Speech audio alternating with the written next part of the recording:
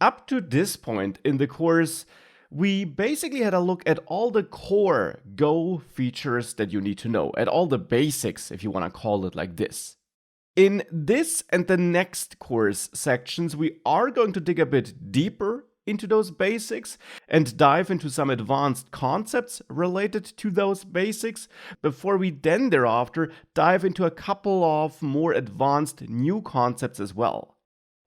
In this course section here specifically, we're going to dive a bit deeper into variables, constants, and values again, but of course now we're not going to repeat what we already know, but instead we're going to have a look at a couple of advanced aspects related to these features and concepts. And specifically, but not limited to this list, we're going to explore a concept called variable scope, which basically controls where you can use which variable. We are going to have a look at new and make, which are two built-in functions that you can use in Go to create values. And we'll see how these functions work and when we use them. And we're also going to have a look at constants and a concept called Yoda and see what that does for us. And again, as mentioned, there also will be a couple of other concepts we're going to explore. Now for that, I'm again in a brand new Go project, a new Go module, which I created with GoMod init. And the first thing I want to start with is the idea of variable scopes. Now what does that mean? Keep in mind that in Go, you can create variables in different places. For example, outside of any function directly in your package. With the var keyword, we could create a username variable like this. Now I would have the string max stored in username. We can also create a variable inside of a function. For example, should continue could be created like this, or also with the var keyword, but this syntax is shorter. And here we could store true in there, so store a Boolean value in that variable. And we can also create variables inside of other statements, for example, inside of a loop or a if statement. We could check if should continue is true, which it of course always is, but this is just a dummy program here, which I want to use to show various concepts. And hence I'll check if should continue is true. And then in this if statement, I could create another variable, user age, for example, and I'll store an integer in user age. And then we could use the format package to output some data. For example, with printf, as you learned, we could output the name of the user with this placeholder and then the age with this placeholder. And then simply refer to username and user age like this. Now again, it's just a dummy program, doesn't do anything useful, but it should be a valid Go program here.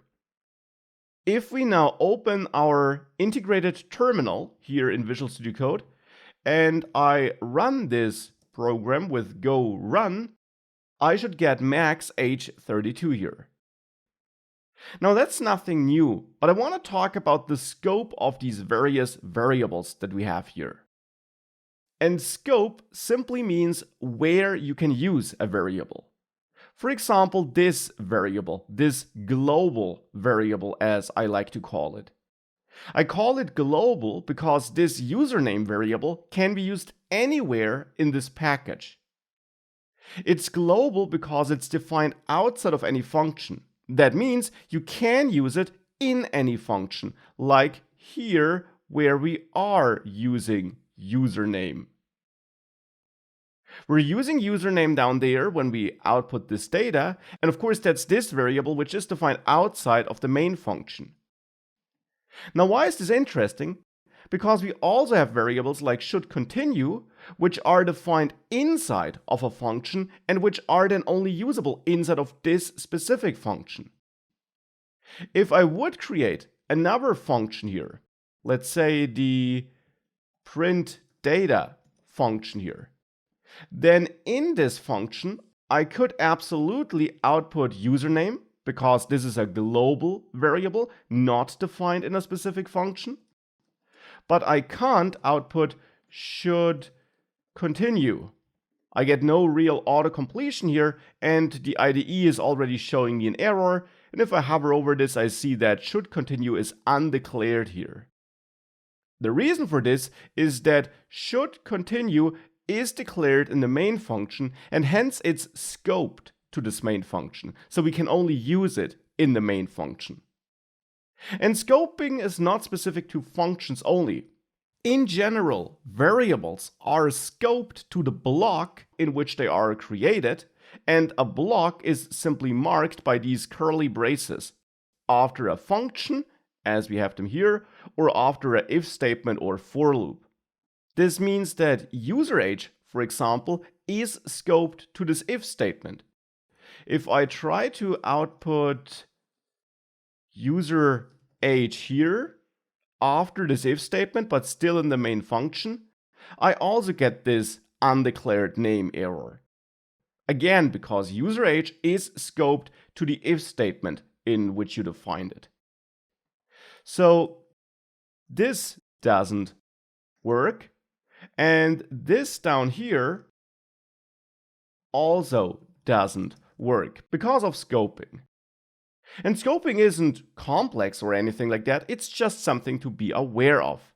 You have this scope concept in Go, you also have it in many other programming languages, by the way, for example in JavaScript, and it controls where you can use which variable. Now, related to scoping, you have a concept called shadowing. Imagine you have a variable defined globally like this, or function-wide like this. And then in a nested scope, so for example in an if statement inside of a function, or in a function inside of the overall package, you now want to define a variable that already exists in a higher scope. For example, in main, if I want to define a new username variable which has Maximilian as a string value. This is something you can do. If you do that, you see that after I save this, I get a warning that this username variable is unused. So the global username variable is unused. And if I try to run this program, indeed I get Maximilian as an output here. So the value stored in this variable here instead of the value stored in the first username variable. And the reason for this is that you can override variables from a higher scope in a lower scope, in a nested scope. And with that, we shadow the higher level variable, so to say. We override it temporarily. We don't assign a new value to the higher level variable. That's not what happens here. Instead, we just create an additional variable in addition to the higher level one. For example, in print data, username here still would refer to this global username. But in main, since I define my own username, and please note the colon equal sign, I'm really creating a new variable here. I'm not reassigning to an existing variable. I simply create an additional variable in addition to the global one. We could also reassign to the global one, but it simply depends on your application what you want to do. Sometimes you want to change a variable defined in an outer scope. Sometimes you instead want to create an additional variable which is only available in this scope. And therefore this concept of shadowing is also important to understand and to be aware of. Now I did now move that scopes example into a scopes Go file and rename the package and move it into a scopes folder so that I have a new empty main Go file in which we can dive into other important concepts. And the next concept I want to dive in is about new and make, which are two built-in functions that exist in Go by default that you can use for creating values. And this might sound a bit strange because we have been creating values all the time here in this course. We've been creating numbers, struct values, slices, strings all the time. So why do we have new and make? Well, let's start with make, because that's the one which will be a bit easier to understand. Let's say we have a slice of hobbies, and you learned that you can create such a slice like this. With that, we create a slice of hobbies, and it's a slice because we don't specify a length here between the square brackets. And then we can, but don't have to, initialize it with a couple of default starting hobbies like sports and reading. Now we can use that slice just as we learned it. For example, we can output it, we can loop through it, or we can add more items with the built-in append function. We can execute append, pass in our slice, and then pass in the values that should be appended. Like, for example, cooking and dancing. Whatever your hobbies are. Here, as you learned, append then does not change the original slice. Instead, it returns a new slice, which we can, of course, store in the same hobbies variable though. Hence, overriding the old slice that was stored in there.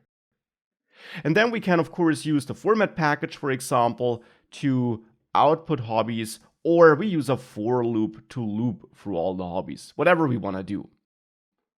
Now, with that, of course, if we open the terminal, we can run this program, and we see our slice here. Now, that's nothing new. What's interesting about this slice is how it works behind the scenes. When you create a slice like we do it here, then behind the scenes you learned that Go creates an array, and indeed it will create an array with 2 values, since I initialized this slice with 2 values. But whenever you add new values with append, Go will behind the scenes create a new array with more capacity, and it will then add these new values together with the existing values into that new array and return that new array, or a pointer at this new array, so to say. That is what happens behind the scenes.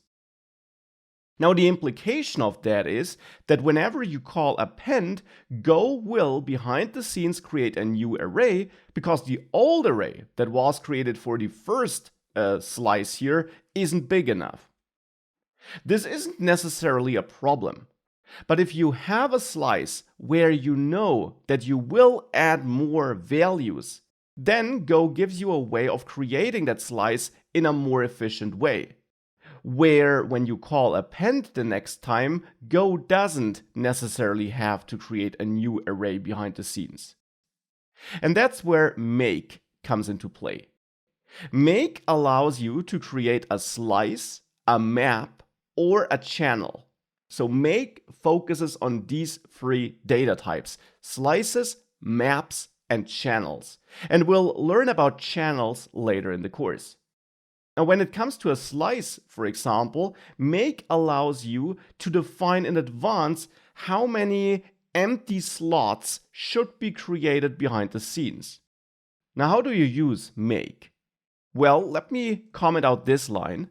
Because you use make by still creating your variable and using the := operator if it's a new variable, and then you execute this built-in make function. Now, the number of arguments expected by make depends on what you're making, and this tooltip gives us some extra information. For example, if we create a slice, we can use make as you see it here. We can execute it with 3 arguments with 3 parameter values, where the first parameter value tells Go which kind of slice it should be. So for example, a slice full of integers here. Then the second parameter value tells Go the length of the slice, so how many items we want to have in the slice right from the start. And the third parameter, 10 in this example here, tells Go how big the capacity of the array that's created behind the scenes should be. And that's the interesting part here. When not using make, when creating a slice as we did it here before, the capacity is the same as the length. We initialize this slice with 2 items here, hence the length of the slice is 2, and the capacity, so the length of the array that is created behind the scenes, is also 2. When we use make, we can tell Go that it should be a slice of strings, that we plan on having 2 items in there right from the start, but then we also can tell Go that it should maybe reserve space for 10 items overall. Now when we do that, we can print that created slice to see what's in there. So now I'm outputting hobbies here without adding anything into it. If we do that and run our program here, what we see is that here we got this empty slice. And indeed that is a slice with 2 empty strings, because we tell Go to create a slice full of strings and that we want to have 2 items in there right from the start. And by default, Go will then use the 0 values for those items, and for a string that's an empty string. Now of course, since we do have these 2 empty slots, what we can do right from the start is access these slots and store values in them. We can immediately access these slots by index, for example, and store values in there. When we do that and run this program, this will work just fine. Now we can't access the index 2, for example, here. If I try doing this, I get an error because this item with this index doesn't exist in this slice yet, because we only created it with 2 initial 0 items. But we do have capacity for 10. So what we can do, what we could do before as well, is call append. The difference compared to before is now that behind the scenes, when you do execute append, since we reserved this capacity of 10, Go doesn't need to create a new array to then store cooking and dancing. Because with these 2 items, combined with the 2 items we had right from the start, we just have 4 items overall. So until we go above 10 items, Go will not have to create a new array behind the scenes. If we do go above 10, it will create a new array again, but until then we have this extra performance benefit where this unnecessary array recreation is avoided. Now, of course, we are not necessarily talking about a big impact here. For this dummy program, it won't make a difference whether you pre-allocate that space in memory or not. But for more sophisticated programs, this can make a difference. And if you then have a slice where you already know that you will need more space and that you are most likely to add 10 or 20 items into, then using make instead of this version here can be preferable. By the way, this version here is called the composite literal way of creating a slice. This approach here instead uses make with the mentioned benefits. It's also worth mentioning again that make does not just exist on slices, but as you see here in the tooltip, you can also use it for maps, and then you can also allocate enough space for the map keys that you plan on adding. Because with maps, you learned that you can also dynamically add keys to the map. Behind the scenes, it can be more efficient if you pre-allocate space for that map. And for channels, we'll see later how we can use make there, because that's a feature we'll dive in a separate course section. Just to quickly show you how you could create a map with make. For this, you then just use the map keyword as you learned it. Then you define the type of your keys and the type of your values. And then you have a second parameter value for make when using it on map, where you define the number of key value pairs you plan on storing. For example, 5. You can add more items to that map, just as you can add more than 10 items to hobbies. But until you go above 5, it will be more efficient to add new key value pairs, just as it is more efficient for hobbies for this slice until you go above 10. So that's also interesting here. Now that was make. What about new? New is a bit more tricky to understand because, to be honest, you will rarely use it. Because new, unlike make, doesn't create a value that you can use, but instead it just allocates the memory for a value and then creates the 0 version of the value that will be stored in that memory. To show you what I mean, I'll create a more hobbies variable here and I'll create it with new. And now new, as you see here in the tooltip, wants only one parameter value, and that's the type of value that you want to create here. For example, a slice of strings. Now this works, but the first important thing to now recognize and keep in mind is that new will return you a pointer to that created value, because it's just about allocating memory, about reserving space in memory. That's what new does. Hence, it gives you the address of that memory that was allocated. So if I use the format package here to print more hobbies, what you will see if I run this program here is that I just get this output here for the slice. And the ampersand symbol here signals to me that we're talking about the address here. If I dereference it by adding this asterisk here, and I then run this program again, then I get the empty slice.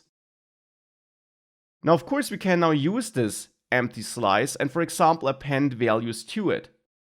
However, important, you always need to dereference more hobbies here, because as mentioned, more hobbies is a pointer to the slice, not the slice itself. That's a difference to make. Make gave you the value itself, just as this composite literal version here did. New gives you the pointer instead. So if you want to append, you have to dereference it first. Then you can add your hobby here. And then you can store that in more hobbies. But again, you'll need to dereference it so that you store it in the actual value.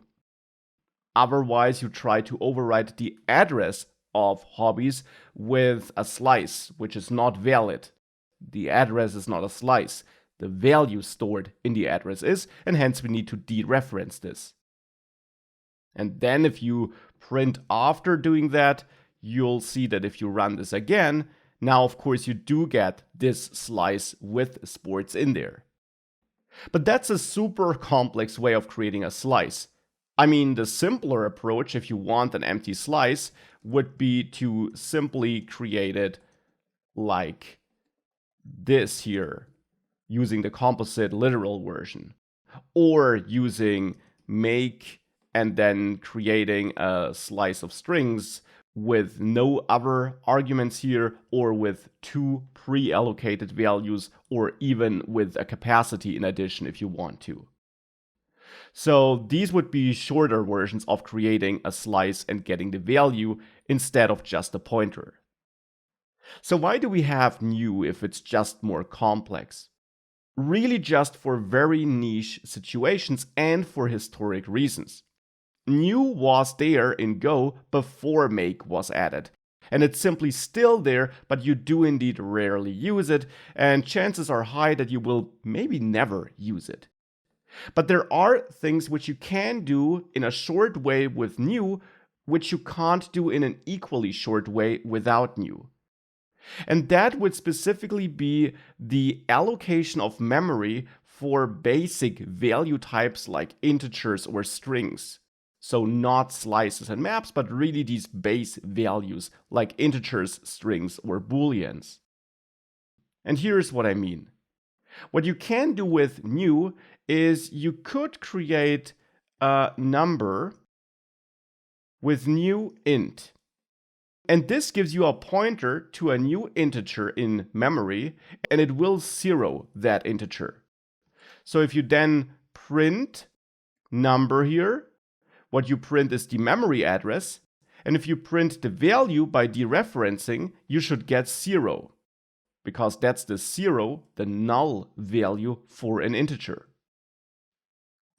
So if you now run this, that's indeed what we see here, the address and then 0.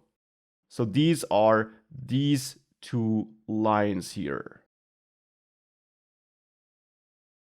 Now again, that is probably rarely something you want to do, that you get a pointer to an integer, because there aren't too many scenarios I can come up with where this would be needed.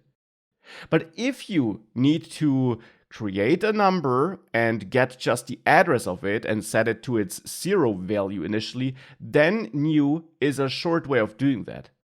Because the other approach of creating a number of which you then have the address would be to create it something like this.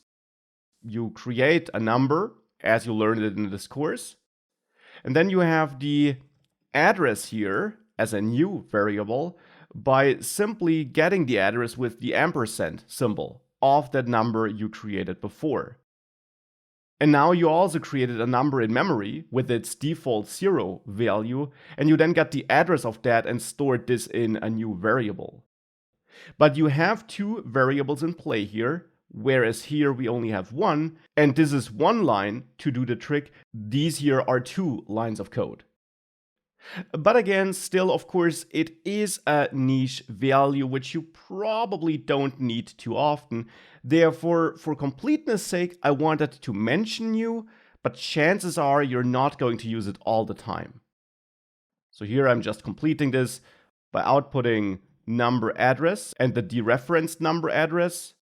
And if we now save all of that and execute that, we indeed get the same output here, address and 0, as we did for the new syntax. But again, new is mentioned for completeness sake. You probably will not use it too often. And now just to summarize new and make, both are built-in functions that help you create values or data. But the difference is that with new, you just allocate memory for a value, but you don't really initialize it. Instead, the default 0 value for that value type is used. And new then just gives you a pointer at this value in memory. Therefore, you will rarely use that, as I mentioned in the previous lecture, but it's there in cases where you need this behavior. Make, on the other hand, has advantages. It also allocates memory, but it then also creates that value there and returns the concrete value instead of just a pointer. It's important to understand that make is limited on slices, maps, and channels. You can't use it on integers because it doesn't have any purpose there. Now, make yields the created value as I mentioned, and therefore you can use it for performance optimization reasons, as you saw at the example of a slice, which I could create with a greater capacity than it initially needed when using make. And that can be useful to avoid unnecessary behind-the-scenes recreations. Now again, I did move that code related to new and make into a separate new make go file, renamed the package, moved it into a subfolder, and emptied my main go file so that we can dive into more advanced concepts. And the next interesting concept I want to dive in are custom types. Now in this course, you did already learn about the struct type. You could create it with the type keyword, then any name of your choice like person, or with a capital P if it should be exported, made available in a different package. And then struct. And then you could add your own fields to that struct, like a name that should be a string and an age that should be an int. Now that's the special struct type, which definitely is interesting and useful in Go. But the type keyword is actually not limited to structs. Otherwise, this syntax could have been written like that, if that would be the intention of Go. Instead, the type keyword can be used in general to define types, custom types. And a struct is just one possible custom type. Here's another example. You can also define your own number, let's say, with type and then maybe custom number, and then int thereafter. Now I don't add curly braces here, because those only work on the struct type here, but instead, just like this, we are basically using the built-in integer, and we're creating our own custom type based on that integer, you could say. But what's the purpose of such a custom type? Well, there are a couple of purposes. If you're not doing it on an integer, But for example, on a slice that should contain structs, you can use a custom type to write more concise code. Let's say in our main function, we want to have a slice full of persons. Then what we can do is we can create a variable, persons or people, and make it clear that this should be a slice full of person structs, like this. And now here we can again create our slice here with the composite literal notation and add our structs in there. For example, the first struct where I set the name to max and the age to 32. And then of course we can use the format package here to quickly output the people slice. That would be perfectly valid. And for the moment, I'll just comment out this int type. We'll use it again later. Now with that, we're not using a custom type yet, but we are creating a slice full of custom structs. And of course, just to show that this works, if I execute this code, I see my slice here in the console, in this command line. But here we already have a scenario where a custom type can help us. This is definitely not too bad to write, but it would be more complex already if this would not be a slice, but maybe a map. A map with string key types and then person values. And then we have something like P1, and that would be my struct here. And of course, now here I should also make it clear that this is a map of that type. Now this gets longer and longer, and it's definitely not that rare to have more complex types like this, or even more complex types. In that case, you can use a custom type to shorten this. We could name it person data. The type name is up to you, as long as it doesn't clash with any built-in type names or anything like that. And then just make it clear that person data should have this shape. It should be a custom type that in the end is just a map with string key types and person values. And now we can use our custom type here in all the places where I had that longer type definition before. This code now still works. If I run it, I still output my map down there. But now we define this longer type once, store it in a custom type, and use that custom type in our code so that we don't have to repeat that more complex type definition over and over again. That's one advantage of custom types. We can store longer type definitions in shorter custom ones. But it's not the only one. Let's go back to this integer. Here, of course, we don't save anything by renaming int to custom number, which we effectively do if we create our custom type based on int. But another purpose of custom types is that you can use them to add methods to these built-in types. And you wouldn't be able to do that without custom types. Let's say you want to add a new method to an integer. A method that makes it easy to calculate the power of a certain value. Now we did learn how we can write methods in the Structs course section.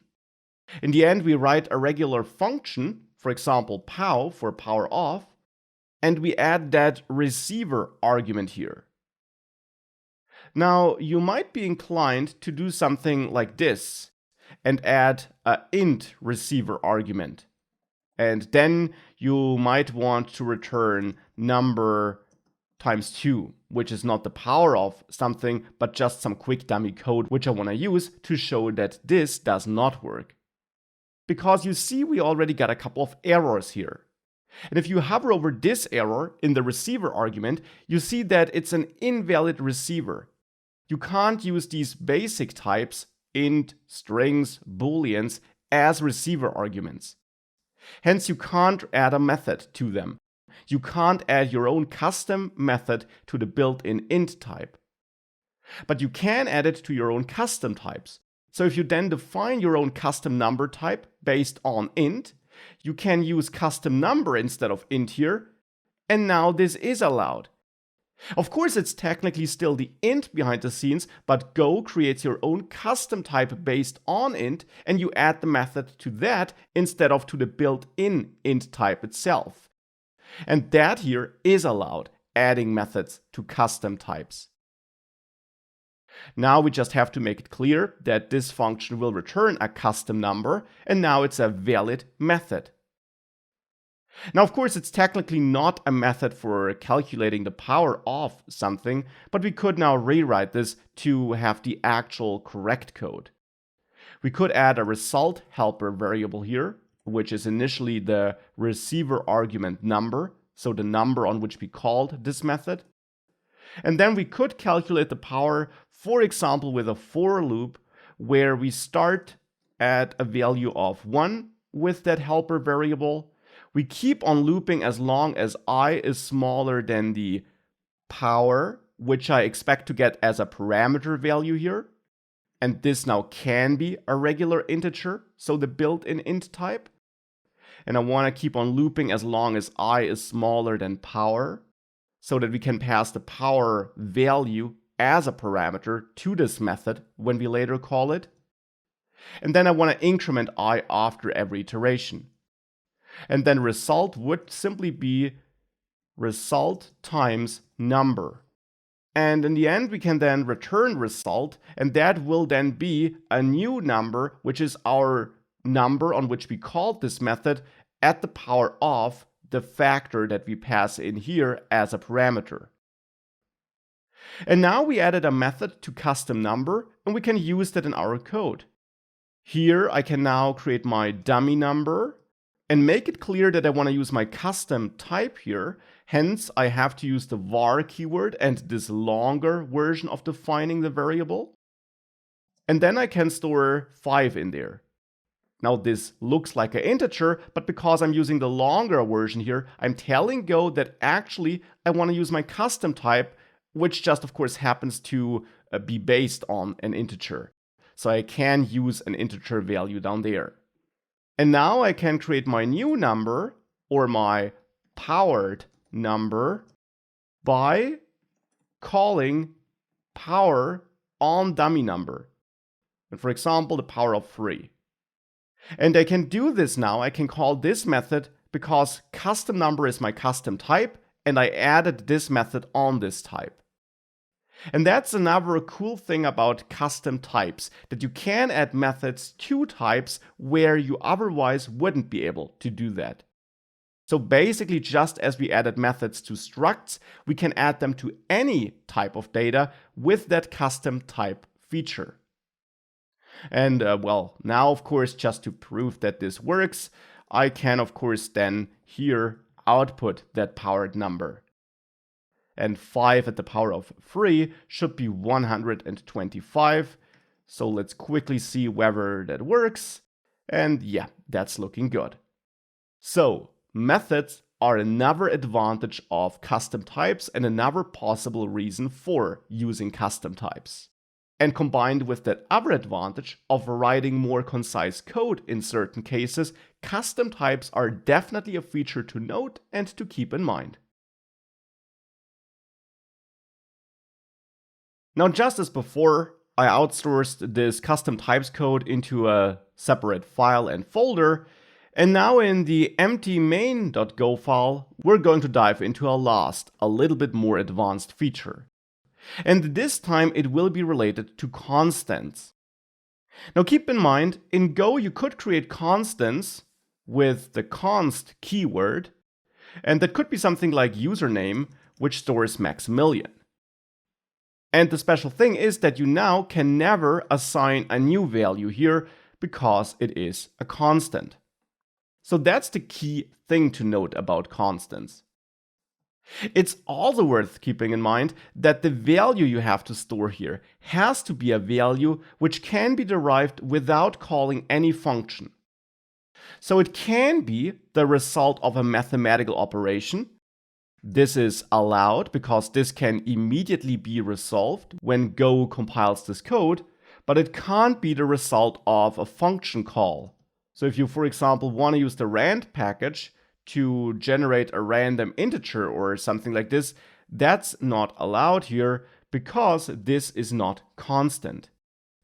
And the important thing to understand here is that these constants are basically locked in when the code gets compiled, not when it gets executed. And therefore, function calls simply aren't performed. This therefore is not allowed. Because during compilation, Go doesn't execute the program, instead it just evaluates and transforms the code. Now, basic statements like this, where you create a string or do a mathematical operation like this, can and will be evaluated at compile time, and therefore these are values that can be stored in these compiled time constants.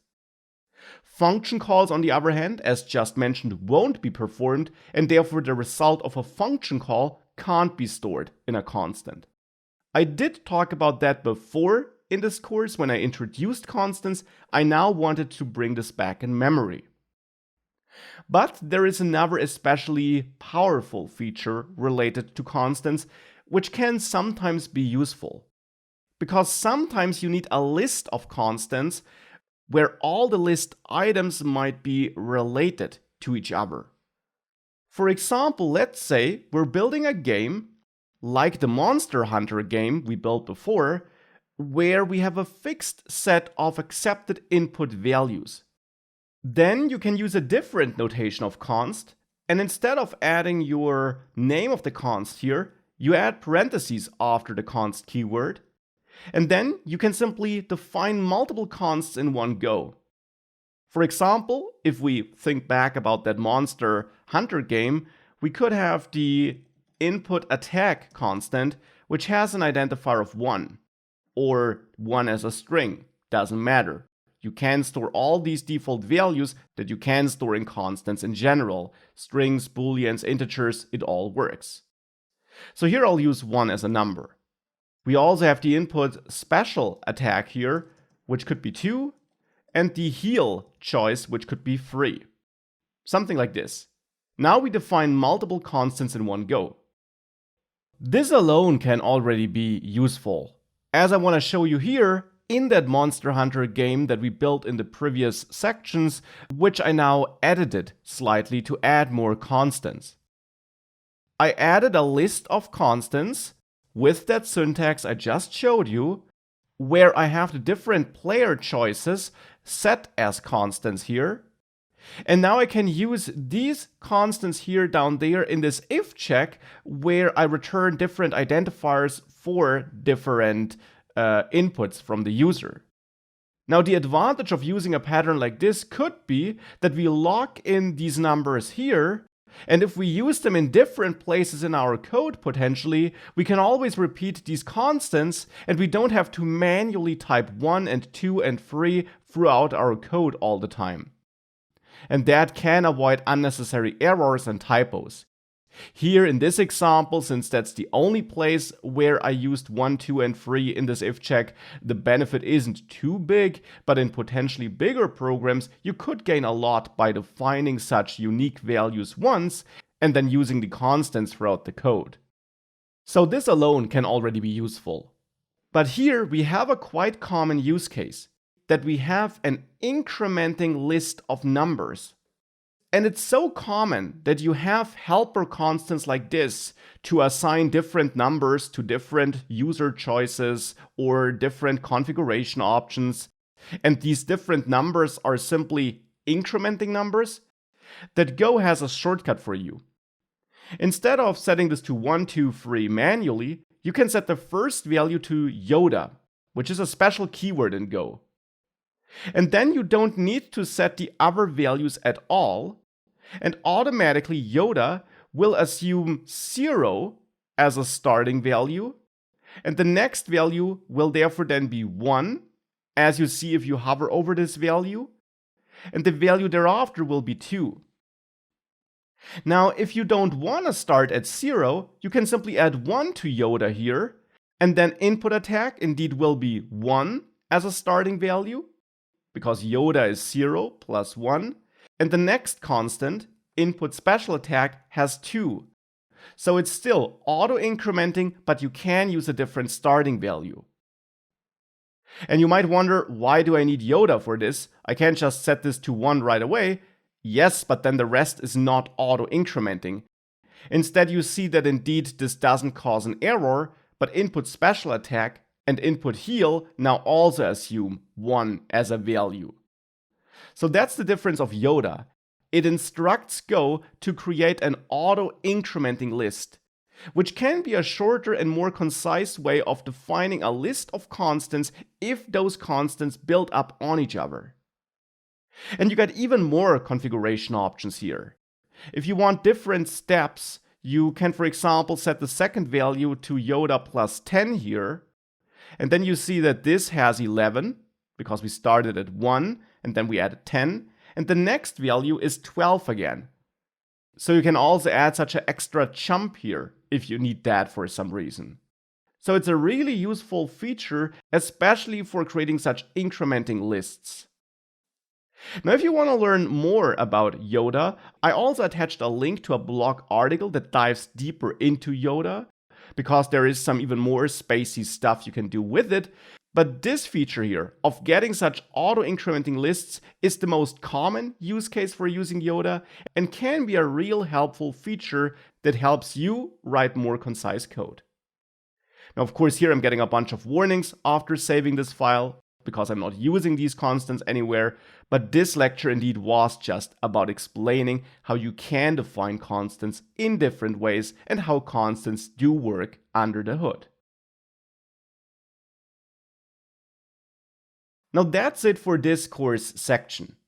We started the section by having a look at variable scopes, where it's important to understand that variables are only usable in the scope where you defined them or in any lower level nested scopes. A global variable, for example, is available in all functions of this package, whereas a variable defined in a function is only available in that function and not in any other function. You can also shadow variables by redefining a variable that already exists in a lower level scope, and then this original variable will not be overwritten. Instead, this variable is just created in addition in that specific scope where you do create it, and it coexists with that higher level variable. We also had a look at new and make, and especially make can be useful for improving the performance and for adding some performance optimizations to your program, because it allows you to create slices, maps, and channels in an efficient way. Here for slices, we saw that we can use make to create a slice of strings with 2 starting values, but an initial capacity of 10 values overall, which means that if you add values to that slice until you reach 10, behind the scenes, no new array needs to be created. And this can be more performant than using this composite literal notation here, where a new array has to be created behind the scenes for every single new value that you do add. New is a more niche feature which allows you to allocate memory for basic types, and as mentioned, you will rarely use it, but we also did have a look at how this works and what it does in this section as well. We also explored custom types. And custom types can be really useful for writing more concise code. If you store complex type definitions in a custom type, as we did it with person data here. But you can also use custom types, like we did it here for the custom number, to add methods to these built-in basic types. You can't add a method to the integer itself, but as soon as you wrap your custom type around the integer, you can add a method to that custom type with help of these receiver arguments. And then you can call methods on your custom types that are based on these built-in basic types. And that can also be a useful feature if you want to add extra methods to built-in basic types. And now, as a last step, we had a look at constants again, and we did learn that they are created and locked in at compile time, and hence you can't call functions to initialize a constant. And we learned about the Yoda keyword, which is especially useful if you want to create lists of constant values as I showed it to you here. Now that we did dig deeper into basic features in the previous course section already, we're going to continue with this here, but in this section we are going to dig deeper into functions. Because there's also more we can learn about Go functions than what we've learned up to this point. Specifically, but again not limited to this list, we are going to learn that functions in Go are first-class values and what that means for us. And we're going to dive into a concept called function types, which is related to this first-class values thing. We are then also going to dive into anonymous functions, closures, and recursion and what all of that is. And we're going to have a look at a handy little keyword that exists in Go, the defer keyword, and how that can help us with writing better, more secure code as well. Now, as always, I'm in a brand new empty project, an empty Go module that I created. And I want to start with the fact that functions, these things which we have written over and over again, are first-class values in Go and what that means for us.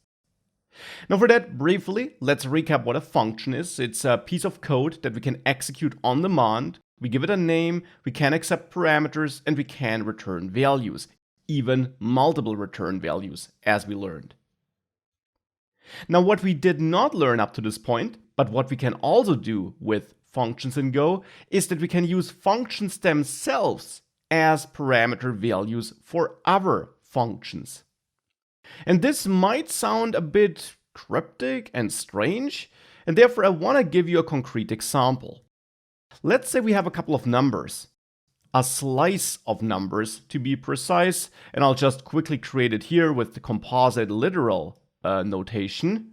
And I now want to double every number in that slice.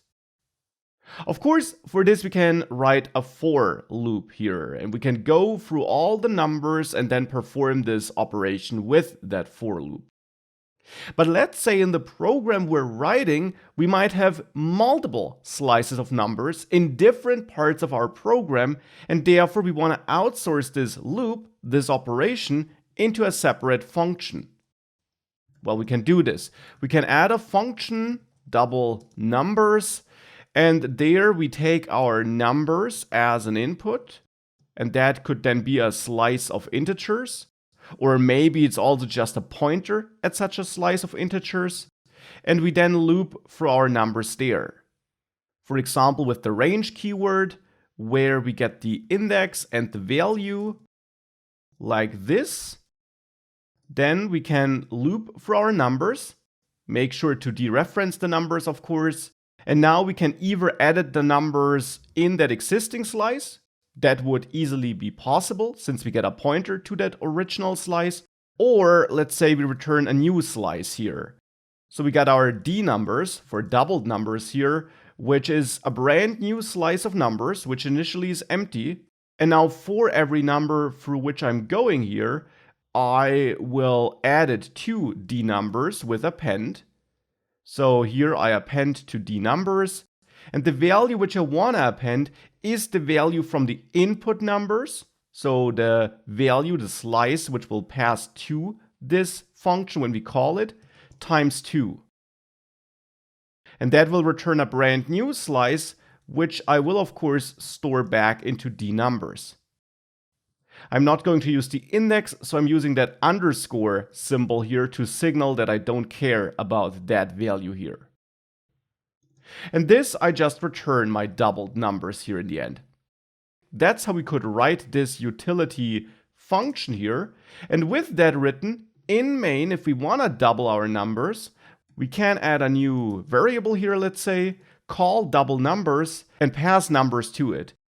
To be precise, since I'm expecting a pointer here, I'm using the ampersand symbol here to get the address of numbers.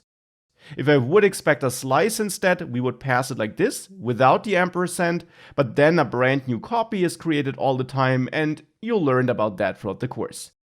So I'll accept the pointer here and pass the address, and then I get my doubled numbers, and hence last but not least, we can use the format package, import it, and call println to output the doubled numbers.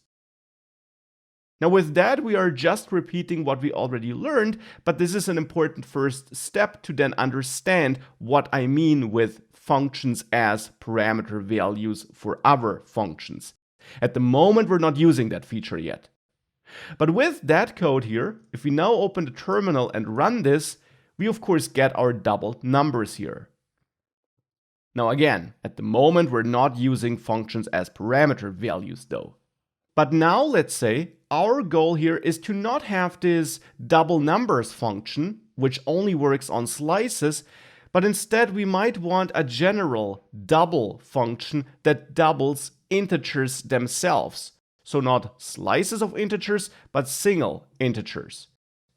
For this, we could add a function, double, which takes a number, which is an integer, let's say, as an input, and which returns an integer, but it returns the input number times 2. Now I have this double helper function, which I might also be using in different parts of my code. And deliberately, I'm keeping this function simple here. Of course, we could also have functions that do more complex things. Now with that double function defined, we could of course use this here instead of doubling this number manually here, and execute double and pass our value to it. So this value, this number, which we get by going through all our numbers. Now we have another utility function.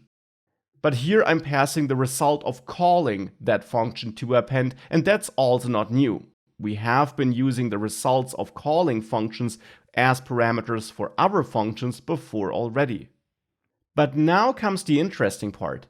Let's say we don't just have a double function, but we also have a triple function, which triples the value, just as a dummy example. Now, if we want to have a function that goes through all the numbers in a slice and triples those numbers, we have to write a brand new triple numbers function where we repeat all that code just to then call a different function here inside of that for loop. And that's where this functions are first class values feature can now come in handy. It would be pretty nice if double numbers would be less specific. If instead of double numbers, it would maybe just be a transform numbers function. And the exact transformation is not hard-coded into the function as it currently is, but instead, besides our slice of numbers, or a pointer to that slice, we maybe also accept a second parameter value that describes the to-be-performed transformation. And that's where it's now handy that in Go, we can also pass functions as parameter values, and we can therefore accept functions as parameter values. And that's exactly what I want to do here. Because the second parameter, which I expect here in transform numbers, should be a function that is then to be executed in here. I'll name this function transform, but that's up to us because it's just a parameter value in this function, just as numbers here was up to us. But the type of this parameter value is now interesting because it will be a function type, which we define in Go by again using the func keyword, but now in a place where a type is expected.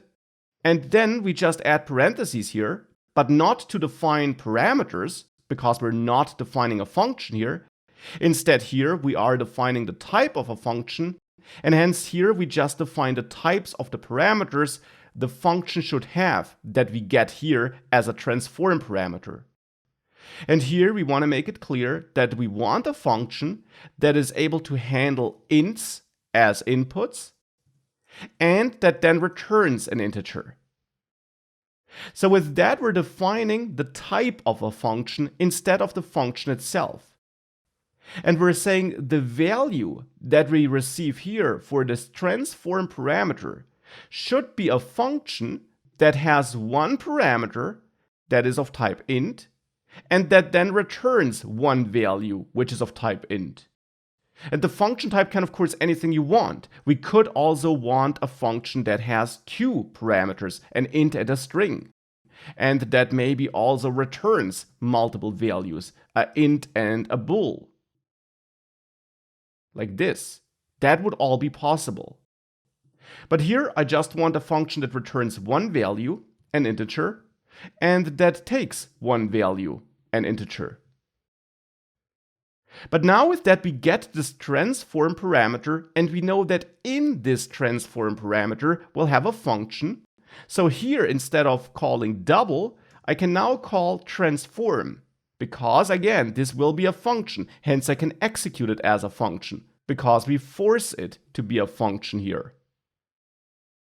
And now, here where I want to double my numbers, I can now execute transform numbers and pass in that second parameter value, which, and that's important, is now a function. It's not a number, not a slice, not anything like that, but a function. And that's what I meant when I said functions are first-class values. You can pass functions around as values just as you can pass other kinds of values around. So just as we can pass a slice or an integer into this transform numbers function, we can also pass another function into this function. Might sound complex and tricky at first, but it's actually straightforward. Functions are just values in Go in the end.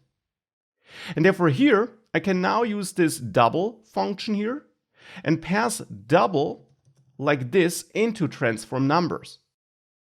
The important thing here is that we don't execute double.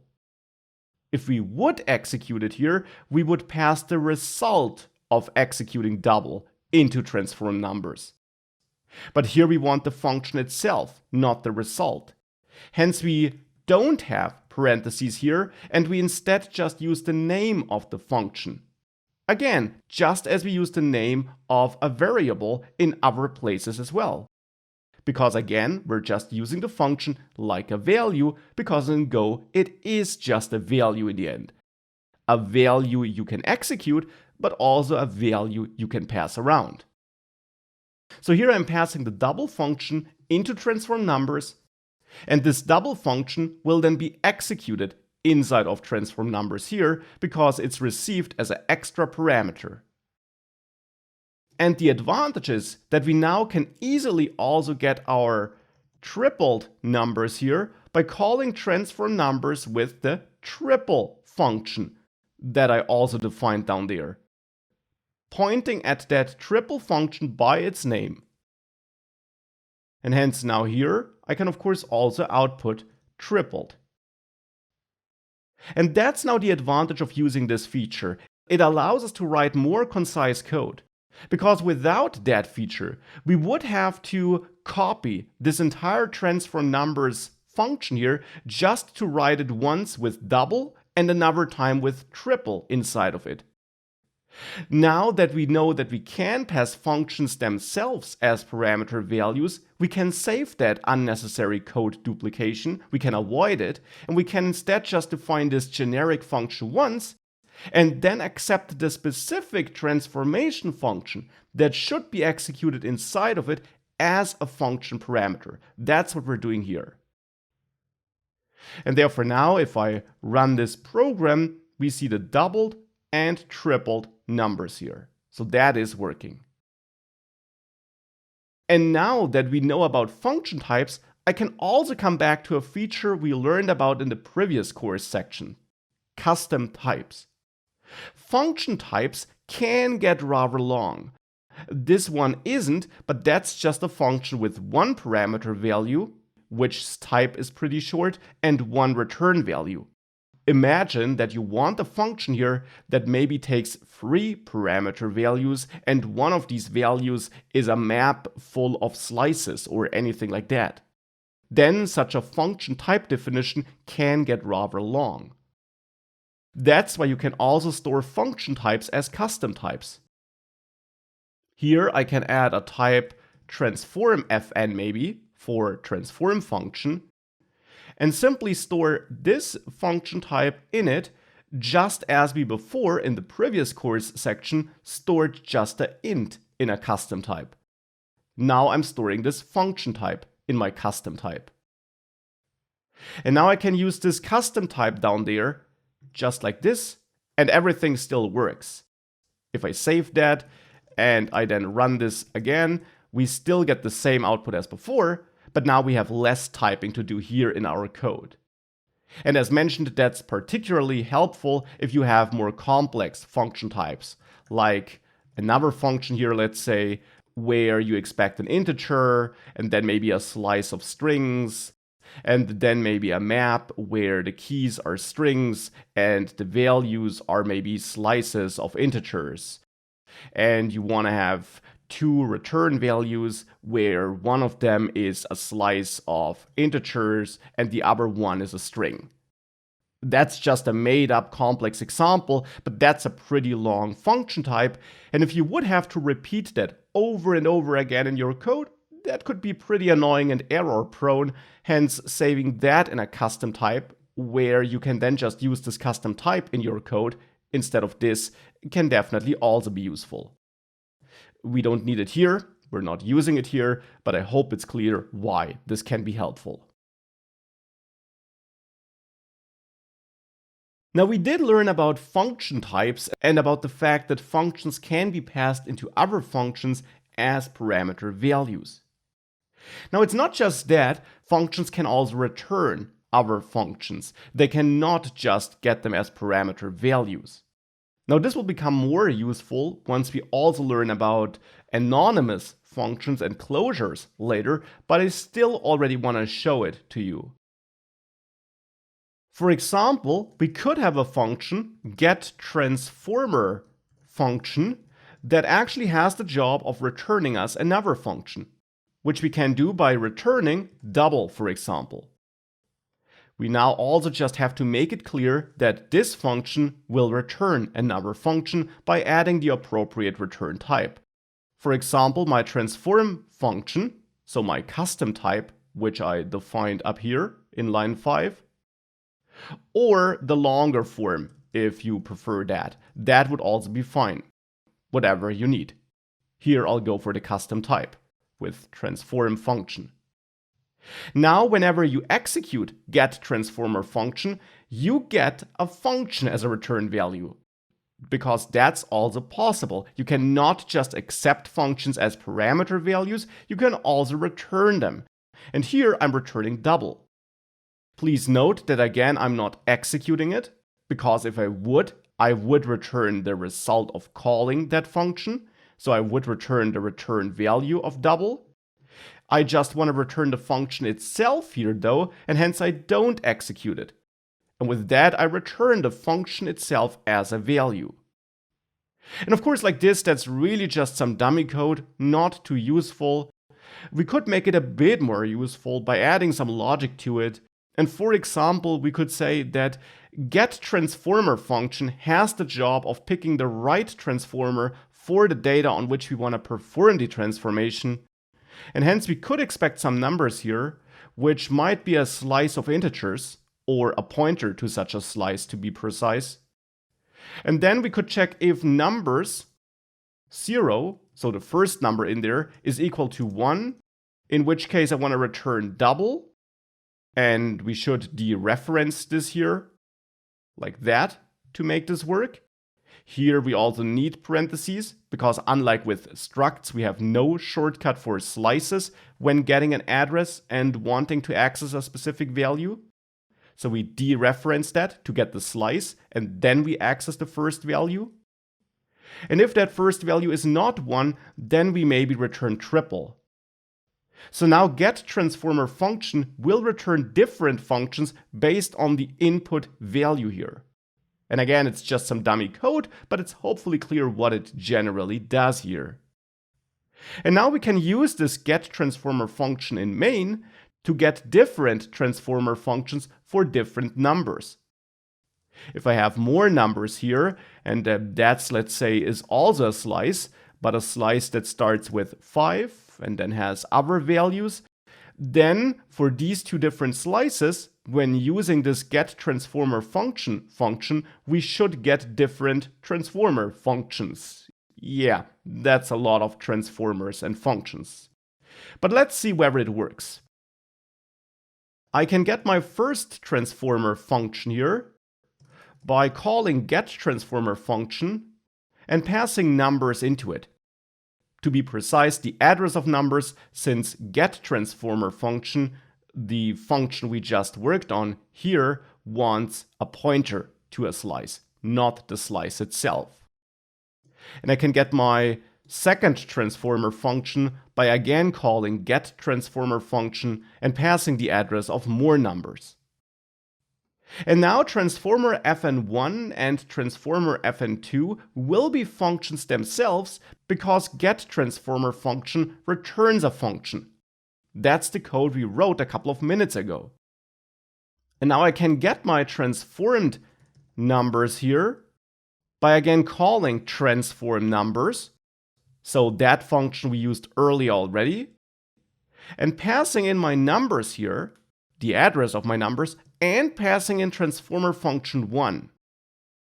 So the transformer function I derived here, because that is a function, because that is what getTransformer function returned. And I can get more transformed numbers by calling transform numbers again, but by now passing in more numbers and passing in transformer function 2, for example, the function I got here.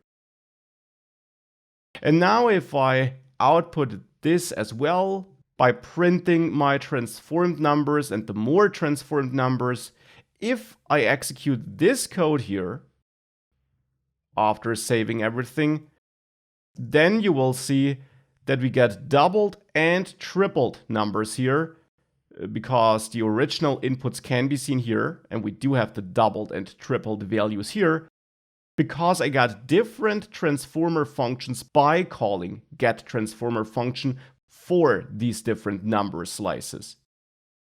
Because of the logic we wrote inside of getTransformer function, and because of the fact that this returns a function. Again, this is definitely a made-up case, but the key takeaway is that functions can return other functions, and that can come in handy in certain situations. Again, it will be even more useful as soon as we also learn about anonymous functions and closures. I did again store the code we wrote in the last lectures in a brand new file and package in a subfolder, and I did set up a new main.go file which contains errors though. We're going to continue with that Go file and fix those errors, and hence you find this main.go file attached to this lecture. Now in this main.go file, we have code that looks similar to what we had before, just a bit shorter. I have a transform numbers function, and this function, just as before, takes another function as a second parameter. Here I'm not using a custom function type, instead I wrote the type in the long form, but it's still a function type. Now the logic in the function hasn't changed. I'm still calling this transform function, which I'm getting as a parameter, here inside of that loop. Now we're getting an error because here when I call transform numbers, I'm not passing in a value for this function parameter. And I don't have the double and triple functions from before anymore. Because in this lecture, I want to dive into a new feature which is related to what we learned before. I want to dive into anonymous functions. Now what's that?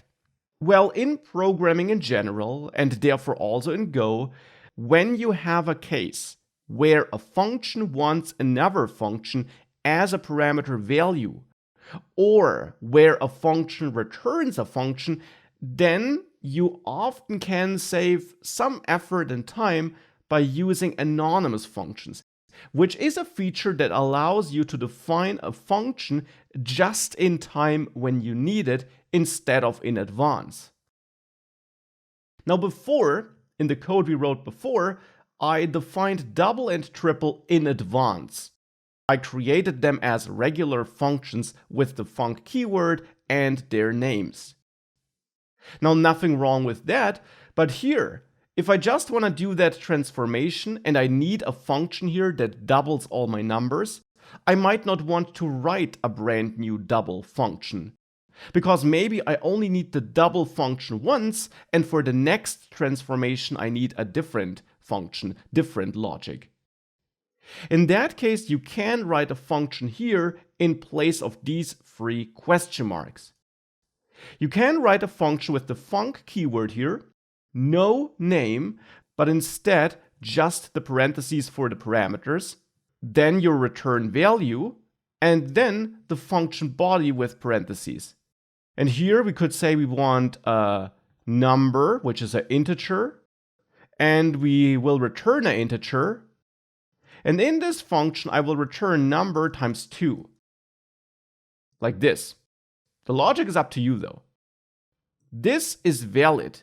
This is a valid way of writing this, with or without the blank here, by the way. That doesn't matter. Now, this here is a so-called anonymous function. It's not a function type, because we're not writing this in a place where a type is expected, but in a place where a value is expected. We are calling another function and we're passing in values for these parameters after all. So this here is not the type of a function, but really the function itself. It's the place where I previously passed double or triple. That's what I passed here as a second parameter before. Now I'm passing in a brand new function that's written just in time. This is an anonymous function because it doesn't have a name. We can't call it anywhere else in our code, therefore, because it doesn't have a name. But if we have a place where a function is needed as a value, we can just create that function in that place, as I'm doing it here. Then, besides the fact that it doesn't have a name, it works just as you learned it. You can take parameters, as many as you want, and you can return values, as many as you want. Of course, we have some restriction though, as this is the value for another function, for the parameter of another function. Of course, the function type defined down here, when we accept this parameter, has to match the type of the function we are creating here. So here I can't start accepting a string as a second parameter. This would be a valid function, but it's not a valid function for this parameter, which wants only one parameter in that function that is received, and that one parameter should be an integer. So this function, which we create here, would not meet the requirements of this parameter. Hence, we have to get rid of that extra parameter in that other function here. But now with that, it would work, and that would be a valid anonymous function. And the advantage is that if you just need to add such a function real quick, and you don't plan on calling it in any other places of your code, then you don't need to define an extra function. Instead, you can define it in the place where you need it, and that can also make your code more readable, because other developers, if they want to see what your function does, don't have to search for your function somewhere in the file, as we have to do it in the example before. If I want to find out what double does, if I can't guess it by the name, I have to search for the double function. Here it is. With an anonymous function, I don't have to do that.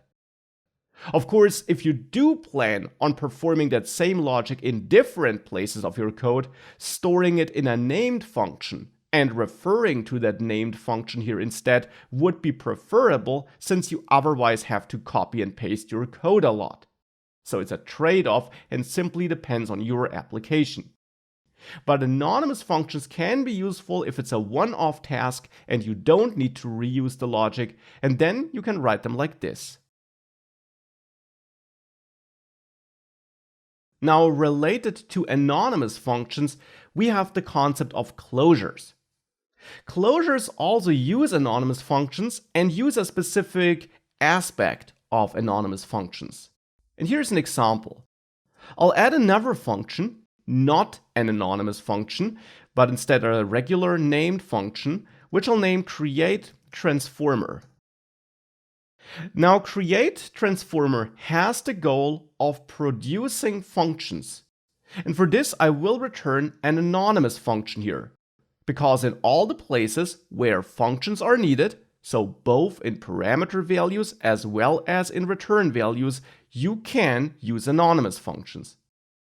Now, createTransformer should return functions that take integers as inputs and return integers as values.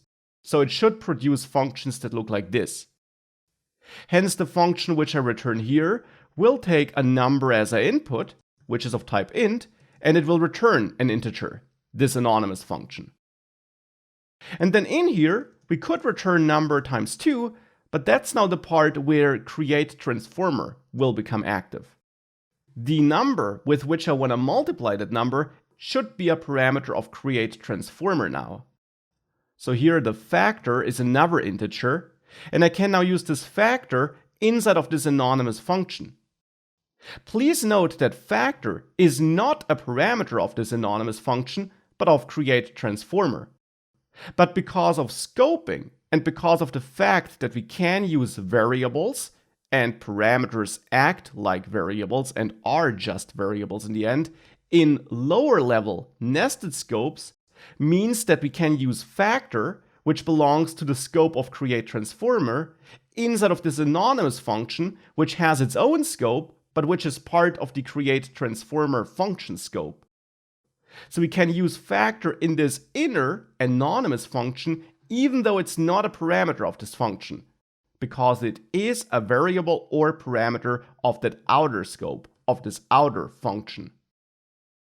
And now the function which I return takes both its own parameter, number, as well as a parameter of createTransformer. And now we can use createTransformer as a so-called factory function, because createTransformer now is a function that produces other functions with different configurations. And that means that we can now easily create different number transformers. Here in my main function, I can, for example, get a double function by calling createTransformer and passing in 2. I can create a triple function by calling createTransformer and passing in 3. And of course, we can pass any value we want here. And then I can get my transformed numbers not just like this, but I can also get my doubled numbers here by calling transform numbers, passing in the numbers, or the address of the numbers, and passing in the double function, which I created here with help of that factory function. And we can do the same for the tripled function, where we now pass in triple as a second parameter value to transform numbers. And hence we can of course output doubled here and also output tripled at the bottom. And that's how we can use such a factory function here. Now, I did mention though that this lecture would be about closures and not factory functions. Well, factory functions are just a pattern, but we also actually have a closure here. Every anonymous function is a closure, and that simply means that if you use a variable from a scope in which the function is created, so from an outer scope, like factor here, then the value of that outer scope variable or parameter is locked into this created function.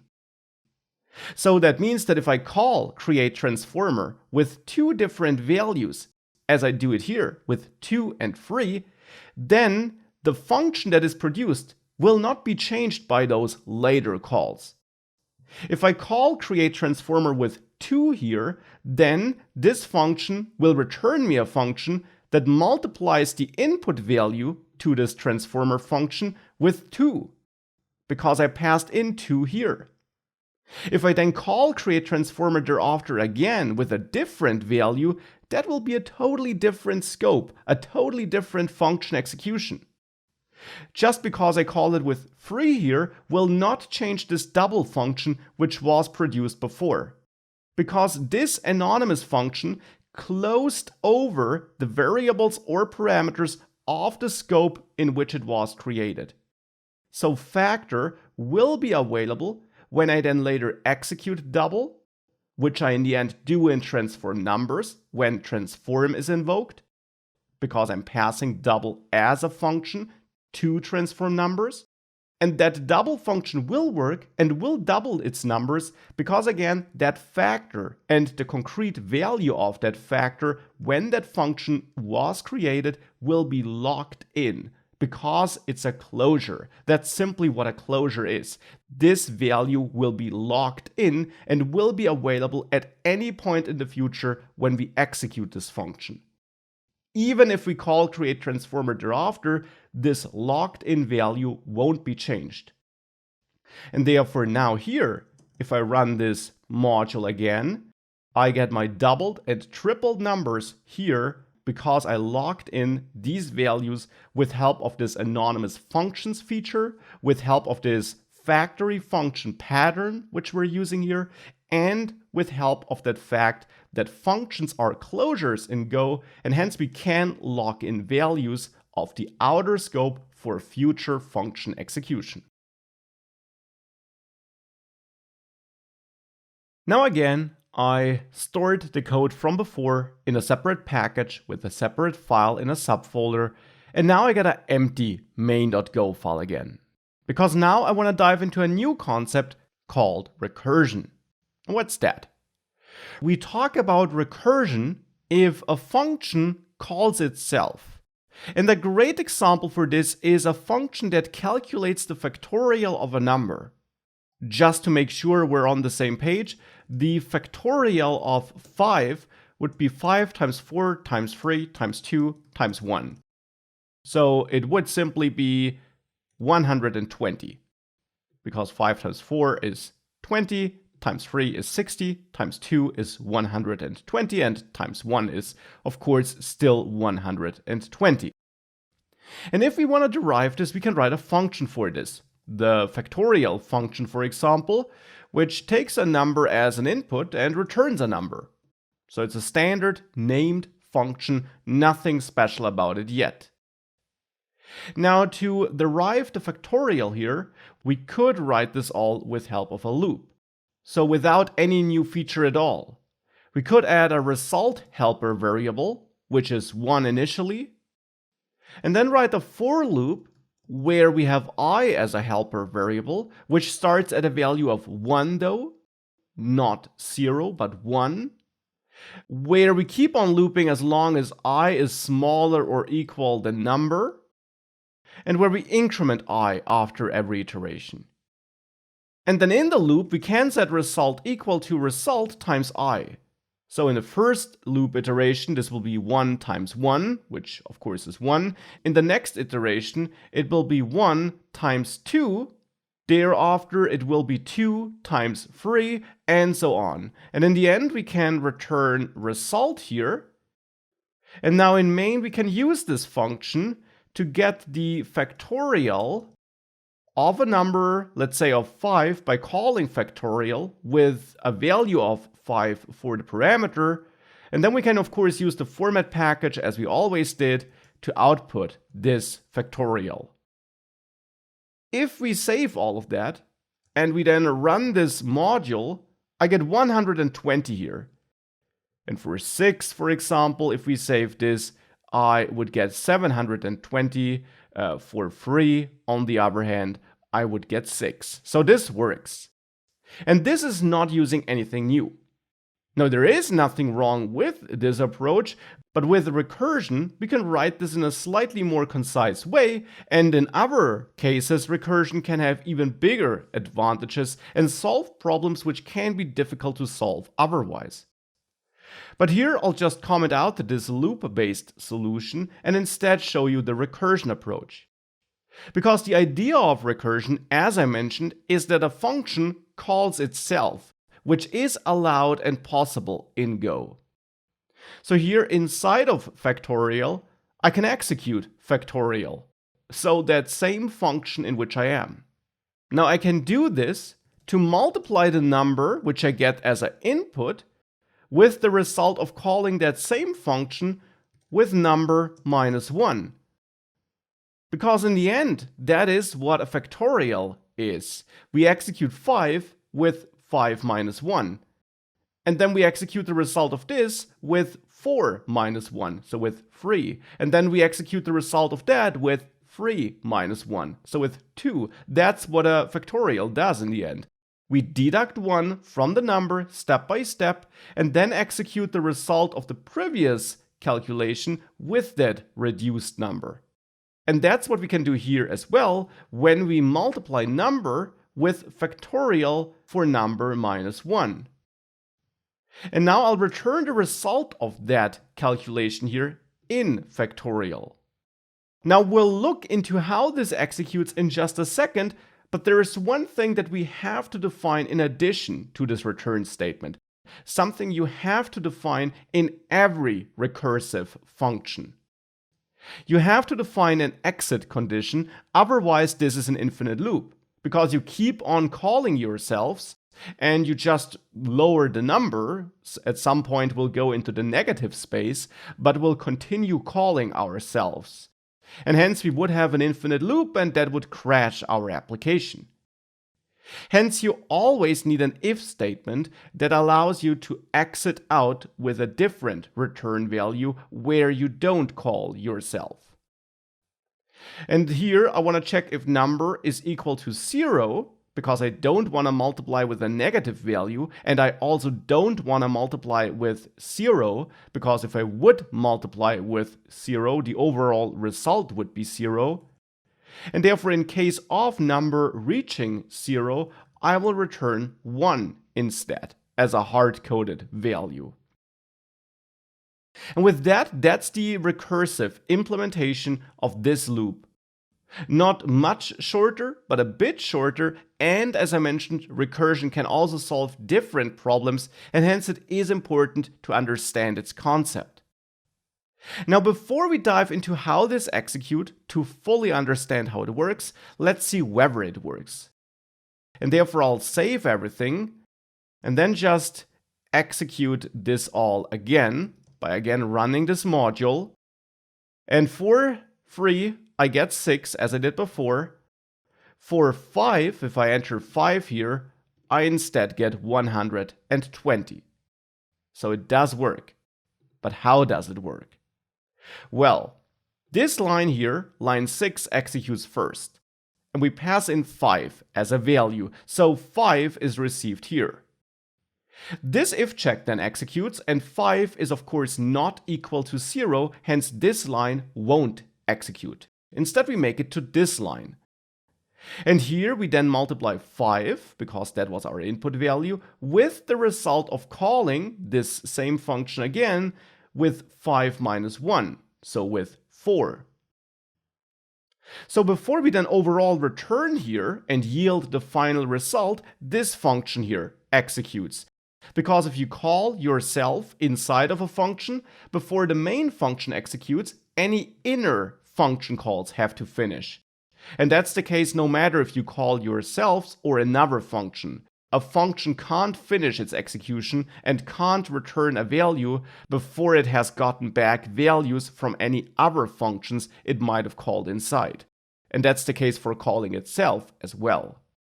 So here we are calling ourselves with 4, 5 minus 1, and hence this function executes again, a second time. And that's important. We now have 2 executions of the same function with different values. And the execution that was started first, with a value of 5, is simply paused until the second execution finished, with a number of 4. So now this function executes again with 4 as a value. It's still not equal to 0, so we skip that if check. And now we reach this line in that second function execution. There, number is 4, so we multiply 4 with again calling ourselves, this time with 3, 4 minus 1. So now we have 2 ongoing function executions and we're starting a third one. The other 2 executions are paused. That third execution receives 3 as a value, so again it's not 0 and we start another new execution where we multiply 3 times factorial for 2, 3 minus 1. So now in that case, we again execute this, the number now is 2, it's still not 0, hence here we now have 2 times 1. Because number minus 1, if number is 2, yields 1. So again, we have another ongoing execution of factorial with number equal to 1, still not 0, so we execute this line again with 1 times factorial 1 minus 1, which is 0. So again, that function starts. We have a couple of other function executions in the hold right now, but a new function execution starts now with 0 as a value. Now we make it into this if check, so now we don't reach this line, and we return 1 instead. So now we have the first function execution that did really finish, and that 1 is returned to the function execution that we started before, where number was 1. So now we have 1 times 1, because that was the return value for calling this function with 0, and therefore we return 1 and another function execution finished. Now we return that 1 to the function execution that started with a number of 2 before. Here we now have 2 times 1, and finally we can return 2 here, and another function execution stopped. Now we return that to the function execution of this function where we had 3 as a number. We have 3 times 2, that execution stops and returns its value 6 to the function execution that was started before with a value of 4. So now we have 4 times 6, which is 24 of course. That function execution stops, and now we come back to that original first function execution that we started a while ago. Here we have 5 times 24, which was the result from before, and that's 120, and now that's returned. Now all the factorial executions finished, and now we got that result here. That's how this executes behind the scenes. And it's very useful for problems like this, but also for other problems, more advanced programming problems, where recursion can often be a neat and convenient way of solving a certain problem that might be hard or even impossible to solve otherwise. Again, I moved that recursion code into a separate package and subfolder and cleaned up my main.go file to dive into more function-related features. And now we're going to explore a concept called variadic functions, which sounds super fancy, but thankfully is extremely straightforward. Let's say you want to build a function SumUp, which should take a list of numbers and build the sum of that list. Now for this, of course, we could accept a slice of integers, for example, and then return a single integer. And in here, we can then build that sum by adding our sum helper variable, which is 0 initially, and by then using a loop where we loop through all the numbers in this list with that range keyword like that, and where we then simply set sum equal to sum plus val, or alternatively, we use that shortcut here, which is the same as setting this to sum plus val like this. And then in the end, we return sum. That's how we could write such a SumUp function.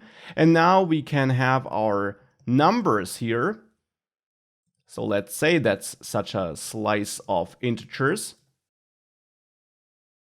And we can get our sum here in the main function by calling SumUp and passing numbers to SumUp. And we could also just accept the address, so a pointer to numbers, but that's not the focus here, so I'll just pass the value itself and hence receive a copy of the slice here in SumUp. But in the end, we get our sum here, and therefore, of course, as always, we can use the format package to output that sum. Now that was real quick, but there's nothing new in this code. If we would now run this, we should get 26, which is the sum of these numbers. Sometimes, though, when writing code or when working on more complex programs, you might not have a slice or an array of numbers available. You might want to call SumUp, but instead of creating a slice in a separate step, you might prefer to just pass in your list of numbers like this as simple parameter values. So that's now not an array, it's not a slice, it's just a list of free parameter values. But of course that doesn't work here because SumUp doesn't want free individual parameter values, instead it wants a slice of integers. Now of course you could turn that into a slice, but again having to do that here can be annoying and an unnecessary extra step if you don't have a slice from the start, so if numbers is not available as a slice, let's say. And that's where variadic functions come into play. You can write functions that work with any amount of parameters. In most cases, you clearly define that a function has 1 or 2 or 3 or whatever you need parameters. But sometimes you want to write a function that really works with any amount of parameters. For example, here I want to accept any amount of numbers as inputs, but I don't want to force others to pass in a slice or array of numbers that has to be created separately. And to handle that case, you can add your parameter here, let's say numbers, but instead of forcing this to be a slice, you can use 3 dots and then the value type of the parameters you want to handle, int for example. With that you're saying SumUp can be called with a list of separate parameter values, and you can have as many parameter values as you want as long as every single value is of type int. And of course you could also accept different values like strings or custom struct types, but here I want an int. And therefore calling SumUp like this with 3 separate parameters is possible. And I could easily add a 4th one or a 5th one. That all works because the amount of parameters is now variable. It's dynamic. That is what makes up a variadic function. Now inside of that variadic function, so inside of a function that has this kind of parameter list with these 3 dots, numbers in the end, if we hover over it, will just be a slice of these value types. So the 3 dots in the end collect that list of standalone values and merge that all into a slice for you. That's what the 3 dots here in that parameter list when defining a function do for you.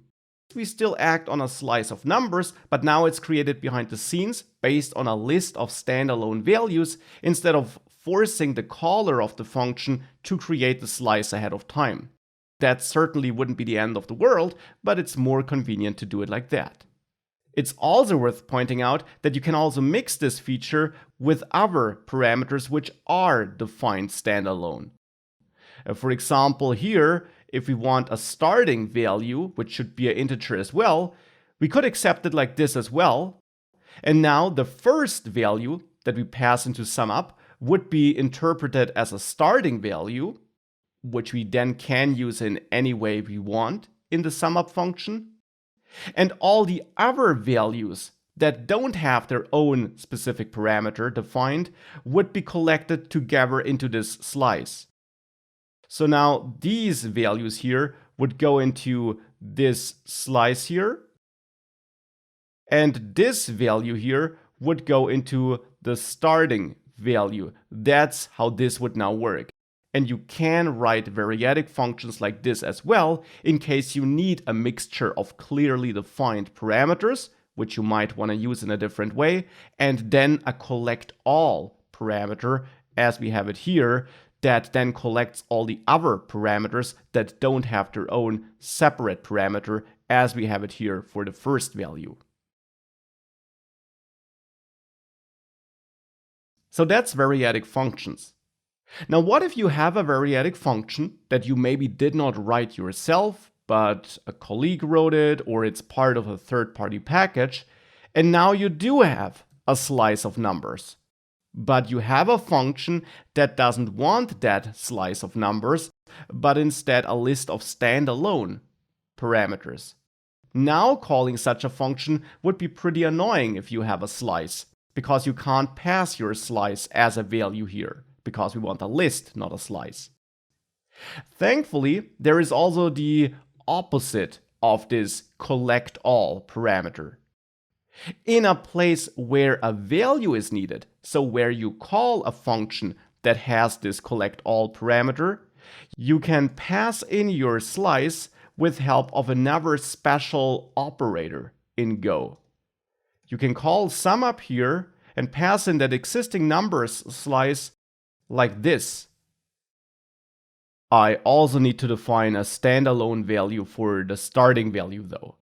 But then for that collect all parameter, which wants a list of individual parameter values, I can now pass in my slice with the 3 dots. And in this place, the 3 dots will actually pull all the elements from that slice out of that slice and turn that slice into a list of standalone parameter values. So behind the scenes, sum up here in line 8 is now called with 4 parameters. This parameter here for the starting value, and then the 3 values in that slice pulled out and turned into 3 separate parameter values. And therefore I can then also output another sum down there if I want to. And with that, if I run this again, I get 26 here for my sum again. It's 26 and not 27 because this 1 here, which I'm passing in for the starting value, is actually not used in this file.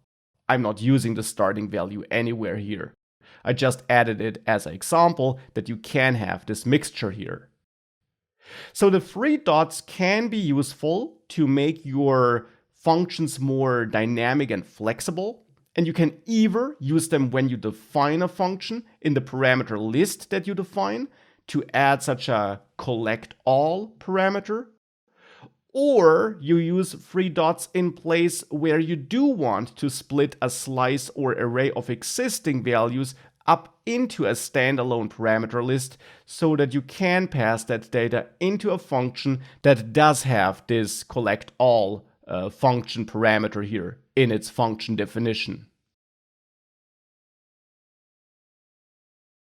So let's explore more function features. For this again, I moved the old code into a new package, into a new file, into this variadic folder here. And I prepared a new main.go file, which you also find attached. Now, in this prepared main.go file, I do have 2 functions besides the main function. One of them is a getUserInput function, which simply prompts the user for some input and then reads that input with help of a reader and then returns that entered text, unless we have an error, in which case nothing is returned. And they then have a store data function that takes a string as a parameter and then creates a new file to store the entered data in that file. And we also handle errors here. And then I have the main function where I first get the user input and then I store data. Hence, if you open the command prompt here and you execute this Go module, you're prompted for some input and you should be able to enter something, hit enter, and then this creates this data text file next to the main.go file, and your input should be displayed in there. If we execute this again, this really works. Then the old content gets overwritten because this program is a very simple program which does not append to this file, but always create a new data text file. But it's also not primarily about writing to the file or about reading user input, because these are things we did before already. Instead, I want to introduce a new keyword that helps us in situations like we have them here in store data. What we're doing here is I'm creating a new file, and hence I get access to that created file, so that I then can, for example, write data to it. And then there's one important thing that you should do. Once you're done writing to that file, you should close the connection to the file, which is what I'm doing here at the end of store data. And I'm doing it at the end because, of course, I only want to close the file after I'm done writing to it. Now, closing this file is important because if different parts of this program would try to write to that file, that could fail if we still have that file open in one part of our program. So we always want to close the access to the file once we are done interacting with it. So this code works and is fine, but it is easy to forget something like closing a file. And to help you not forget this, there is a little keyword that you can use in Go. You can take this line of code where we close the file and move it right up here where we create the file. Because it's probably easier to remember that you need to add this line of code if you just added this line of code where you create the file. Because if you have to add this line of code at the end, it is possible that you created the file and you remember that you need to close it, but then you write all the other code, which could be more complex than what you're doing here, and hence you forget to close it. So the workaround Go gives you is that you move the code up to the place where you still remember that you have to do this, and you add the defer keyword in front of that. Defer is a built-in keyword in Go, and it does what the name implies. It defers the execution of this line of code, the execution of this function, this method here, the close method, until the overall function in which this statement occurs is done. So defer file close will not immediately execute this line. It will not immediately close this file. Instead, Go will memorize that this should be done once this overall function is done. So once the rest of the code in store data is done executing, once this line of code here, the last line of code in this function executed, then all these deferred function or method calls will be executed. So then this line of code will be executed. So defer file close is like writing file close without defer down there. And the advantage is that you can write it right away at the beginning so that there is no chance of you forgetting that you have to add this. Now actually here I'm getting a warning that we should check the returned error before we try deferring this, which makes sense because if creating the file failed, then we don't need to close the file. So we should technically move it here, but still that is earlier than what we had before. And that can be very useful, especially if you have more complex logic thereafter, because now it's less likely that you forget executing this. However, writing it just like this is not optimal. It will work. If I try executing this, and I enter something, it works. But still, this is not optimal. And the reason for this is that closing a file can indeed fail.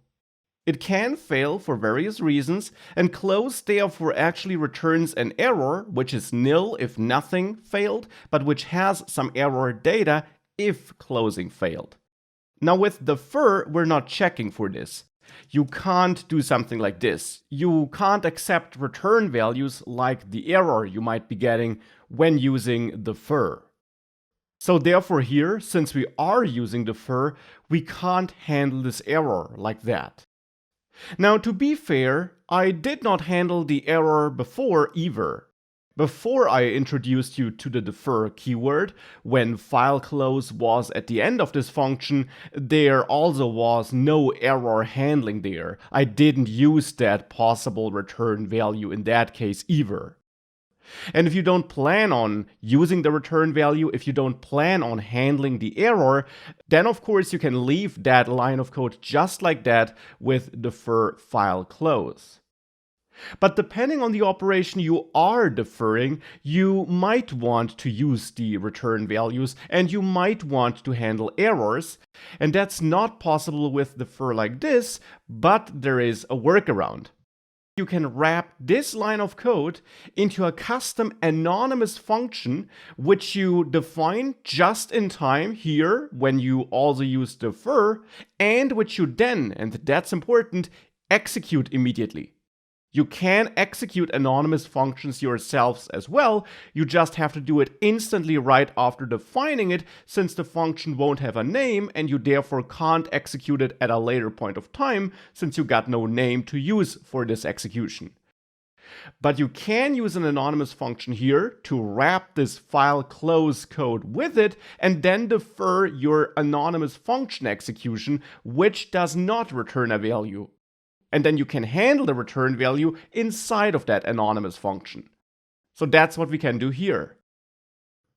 Therefore, in cases where the thing that you defer may return an error, you should not use defer just like this, but instead, it's now better if we wrap this line of code into a custom function where we defer, either in a named function where we accept a pointer to this file as a parameter, or since we learned about them, we use an anonymous function. So this is how you should defer if you are deferring an action that could fail. If you are deferring an action that can't fail, there of course is no need for this extra anonymous function which is immediately executed wrapper. But here we should add it, and with that we make sure that this file gets closed eventually, that we handle possible errors that might occur, and that we don't forget about closing this file, and we can then write all our other logic thereafter, and we know that the file will be closed at the end of the execution of this store data function. So with that, if you save this and we execute this one last time, this still works. I get the success output here, and if I inspect that file, I also see my input there. Now that's almost it for this section. There is one last concept related to functions, but more specifically actually related to errors that I want to dive in. We learned about errors in this course, and we learned that in Go, errors, unlike in other programming languages, are not thrown and are not handled with constructs like try-catch, which you have in other programming languages.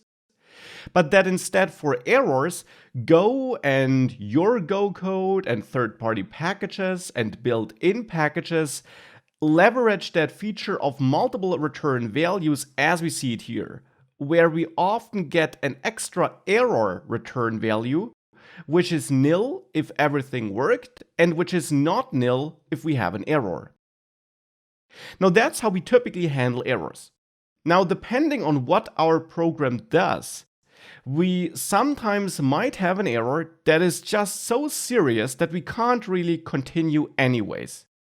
I mean, for example here, if creating that file fails and the entire purpose of that program is to store data in that file, there is little we can do. Of course, we could add some logic here to retry creating that file. We could do something like this. But ultimately, if creating that file fails, this program is useless. And for such situations, instead of just handling the error with some error output and maybe with returning here to ensure that the rest doesn't execute, you can also use a special function that's built into Go. And that's the panic function.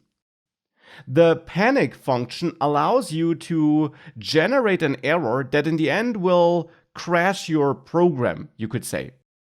You can technically still recover from it, but it is typically meant to cause an error that crashes your program because you're not able to handle an error appropriately and because you, well, want the program to crash, you could say. Now here I'll pass this error, which we might have gotten to panic.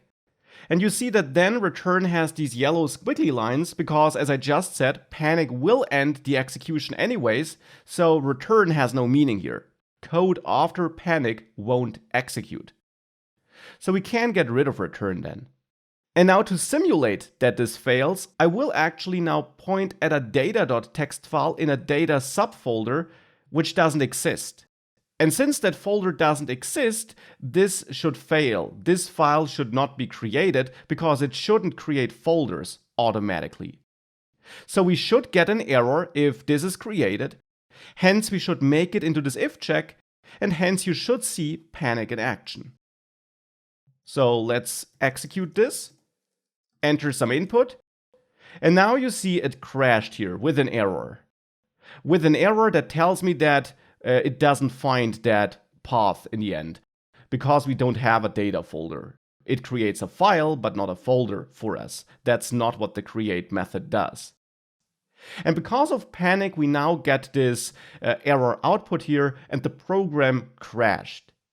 Now, that can be useful if you want to generate an error that really does stop everything, because as mentioned, your program in the current state, if you have that error, might be useless anyways.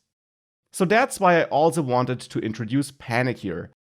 A built-in function which you should use with caution and which should not be your default error handling mechanism. That should instead be that if check you learned about, but a function that can be useful if you have a state from which you can't really recover anyways. And that's now it for this course section. We learned more about functions in this section. We had a look at functions used as values, and we learned that we can pass functions as parameters to other functions, or that functions can return functions. We also learned about function types, which we can also store in custom types if we want to. That's not a must-do, however. And we learned how we can pass functions around between functions, how we can build factory functions that build functions for us, and much, much more. We also had a look at anonymous functions and closures, and how we can use that to, for example, have a factory function that produces pre-configured functions, and how we can use anonymous functions in general in all the places where we maybe just need a function once and we don't want to build a real named function, therefore instead we just want to quickly write the function that we need. Possibly a function with access to variables or parameters that exist in the outer scope, since you learned that because functions are closures, you have access to this outer scope, and the values that exist in that outer scope would then be locked in, just as you saw it at the example of this create transformer function, which locks in this factor parameter in that returned anonymous function. We also explored recursion, where a function calls itself, which can be useful for certain algorithms and patterns. And we had a look at variadic functions, where we can work with a flexible amount of parameters and where we can also split up slices or arrays into parameter lists, both times with that ... operator just used in different places. Last but not least, we explored the defer keyword, and you also learned that if the thing that you defer may return an error, you should consider deferring like this. But then defer can be really useful for ensuring that certain code executes and you don't forget executing that code. And we learned about panic, which we can use if we want to generate an error that typically will crash your program because you ended up in a state where you can't continue anyways. Now, after diving deeper into some functionalities that we generally already knew, like functions or values in general, in this course section we're going to explore something totally new. We are going to dive into a concept called interfaces, which is a bit more advanced but very useful as it allows us to write more flexible code. Now for that, in this course section, you're going to learn what exactly interfaces are and why we have them. By the way, interfaces are a feature which we have in many programming languages. It's not just in Go. And of course, we're then also going to write some interfaces to see how we can create interfaces, and we'll see how we can work with interfaces and which different kinds of interfaces we can create and use.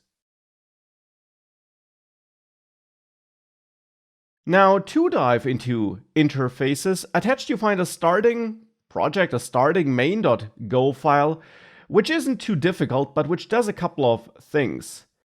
In there, I define my own struct, which has two fields, a message and a file name, and then I add a method to that struct, here with that receiver argument, which has a pointer to that struct, and it's the log method which I add, And in there, I create a new file and log the message that's stored in this struct here into a file which is carrying that file name.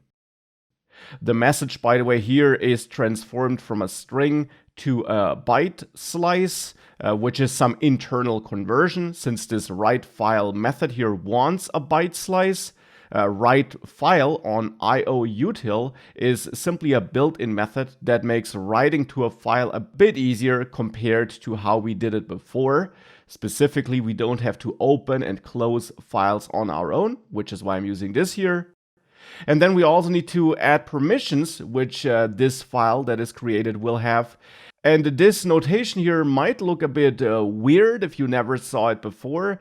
It's basically following a Unix-style permission system, and attached you find a link which explains this in greater detail. For the moment, it's enough to understand that depending on which role you have on your machine, you will have read and write access to the created file or just read access.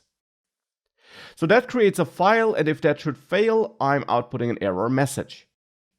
Then I also have a custom type, which is based on the built-in string type, the loggable string, which I added because I also attach a log method to this string. So we have the log method here for the struct, and then I have the log method here for this custom type. So methods with the same name, but of course attached to different types. And for the string, the log method simply prints that string into the command line. And then in the main function, I just create a struct instance and such a custom string, so a string based on this custom type, and then I call the log method here. And let's assume there is more work we do in between. I of course keep this simple because I want to have a simple example to introduce you to interfaces. So how is this code related to interfaces, and what are interfaces in the first place? Well, interfaces are like contracts. You sign a contract and then you have to follow the rules implied by that contract. You have to fulfill that contract. And interfaces are contracts in your code with which you can enforce certain behaviors, certain functionalities. Now that definitely still sounds abstract, but keep that definition, that interfaces are like contracts, in mind. Because back in our code, I want to show you which problem an interface can solve. And for that, let's assume that we are doing more work in main, and we do want to log at some point, but I want to do that in a brand new function. Maybe a function called createLog. Now, the goal of this function is to take a parameter and then call the log method on that parameter. So that could be our data that should be logged, and that could be our loggable string, for example, because that is our custom type that has a log method. And then in createLog, I can call data.log because loggable string has that method. And then I could replace this line here with createLog, to which I pass my message. Now we don't gain much by that because now I'm just outsourcing a single method call into a function, and I even made that line of code a bit longer. But again, let's assume there are more things we do. I just want to focus on that line only, which is why we don't have more code. But let's assume this function does more than just calling this method. So creating such a function could make sense. The problem we face here is that I'd like to call that same function, the createLog function, for this struct here, for this log data struct. But since I want a loggable string here as a value type for the parameter, I can't call createLog here and pass my user log into that. Because here I'm getting an error because the user log value isn't of type loggable string. So that won't work here, hence I'll comment this out. It won't work. And now I'll just go back to calling log manually. Now what I can do though, is I can call createLog with any random string because loggable string is based on the built-in string, And therefore I can just create a regular string and pass that to create log, and it will work. And if I would now execute this program with go run, we would get user created and test. And user created, or info user created, is this string, and the test is of course this string, which is automatically converted into a loggable string by Go, since it detects that we want a loggable string here, and hence it, well, creates this string as a loggable string that has that log method. So we're fine as long as we are working with a string, but we're not able to use create log on our struct, even though we know that we have a log method there as well. So we know that calling the log method would work, but we have to decide for a single type here for our parameter value. We can't accept multiple types. Or can we?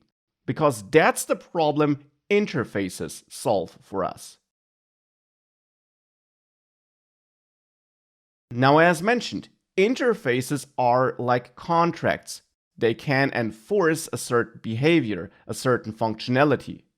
And in our code, that means that we can create such an interface that basically tells this function, hey, this parameter will have a log method. I ensure that the parameter here will have a log method, so that you can ignore the specific type this parameter will have, if it's a loggable string or if it's a log data struct. I just guarantee you that whatever data you get will have a log method. That's what you can enforce with an interface. And for that we have to create such an interface, which I'll do here at the very top, though the exact position isn't important. And we do create an interface, again by using type, and then any name of your choice, for example, logger, and then the interface keyword. So before we had type name struct, or type with just a built-in type thereafter. Now we have type your name interface, another built-in keyword. Now then you add curly braces, and now inside of these curly braces you can define methods that have to exist on values that aim to implement that interface. So values that sign that contract, so to say. And here we could say that a log method has to exist on such values. So we just add log like this with parentheses, but nothing more. Now this does not execute this log function down there or anything like that. Instead, this is just a contract definition which says any value that wants to be a logger has to be a value that has a log method. And how is this now useful? Well, you can use your interfaces just as you use any other type. So I can use logger here in my create log function instead of a loggable string. I can use logger. Now what this does is it tells Go that data here could be a custom type based on a string, maybe a custom type based on an int, it could be a custom struct, but whatever it is, it will be something that has a log method. And that's why I'm now getting an error here on the regular test string.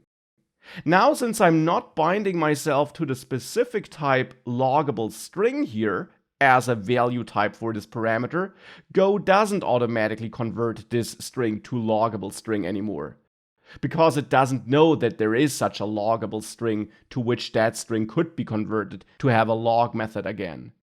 Instead, all Go knows is that this test on first sight is a regular string, and that a regular string doesn't have a log method. And hence it violates this contract which we want to have here. Because we only accept values that are of kind logger, so that signed that logger contract, and that therefore do have a log method. So now calling create log like this isn't possible anymore, but what is possible now is to use create log on user log up there. At least as soon as I get the address of that struct here, instead of the struct value itself. I need the address here because the log method on the struct is actually defined for a pointer to the struct here. I have this asterisk here, not to the value. So the log method technically doesn't exist on the struct value, but on the pointer to that struct. It's a little subtle thing you have to be aware of when working with interfaces. If you have a method that actually gets a pointer to the value as a receiver argument, then you have to work with those pointers whenever you pass values to a place where you have an interface as a guard, just as we have it down here in create log. We know that the thing we get has to be of type logger, and it's actually a pointer to struct that has the log method, so it's only the pointer that fulfills this requirement. That's how Go looks at that when working with interfaces. So therefore, here we have to add the ampersand symbol to get the address of that struct. And then indeed, we can use create log on both our struct, or a pointer to that struct to be precise, and on our message here, on that loggable string. Because now with the logger interface here, we built a new, more generic, more flexible type that doesn't care about whether it's a string or an int or a struct under the hood, but that instead cares about the functionalities attached to the concrete values. So here it cares about the log method and not about the concrete value itself. And that's why we have interfaces and why they can be useful. Of course, this again is a simple, a bit made up example, but it's very common in more complex projects that you might have functions in your code or other methods that want a certain parameter value where they don't care about the exact type, but where it's very important that a specific method exists that can be called. Because the function then internally calls such a method, just as we call log here, and the interface then ensures that calling log won't fail and that the data we get actually will have that method. So we got started with interfaces in the last lecture. I hope you at least have a first idea of why this feature exists. Now, to make it really clear that this is not just a niche feature, which is sometimes useful, I want to dive into some built-in interfaces Go actually ships with, which we have already used throughout this course without being aware of it. And one of the most prominent interfaces that we used implicitly was involved when we started reading user input. We always read user input by creating such a reader and then using the buff.io package where we could create a new reader. And then what we passed to new reader here actually was a source the reader should use. And we typically used OS and then their standard in, which is the command line, basically. Now actually, if you hold Command on Mac and Control on Windows or Linux, and you click on New Reader, you can see the source code here. And what you will see in there is that if you then have a look at this IO reader, which is expected here as a source, and you hover over that this is an interface. This reader, so this type of data that is expected here as a source for new reader, is an interface built into Go. Now, unlike our interface, this built-in interface starts with a capital R, also for this method, because it should be usable outside of this package as well.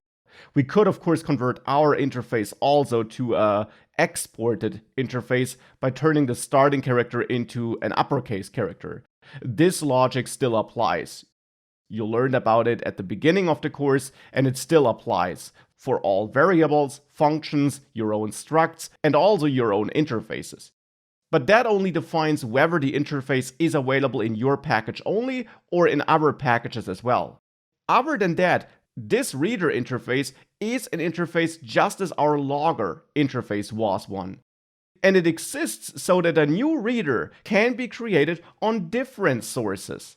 As long as the requirements of the reader interface are met, and the only requirement here indeed is that the source has a read method, you can use it as a source for new reader. And this means that here we have an example for the usage of an interface on which we have relied the entire course without even knowing about it. And of course, this is not the only interface that's built into Go. If I comment this out, because I won't use this reader here actually, I just wanted to show you the interface, I can also go to a different place, to my error here that I could be getting. If we have a look at write file here, at the source code of write file, by again command or control clicking on it, then we see that this error type that's returned here is actually also an interface.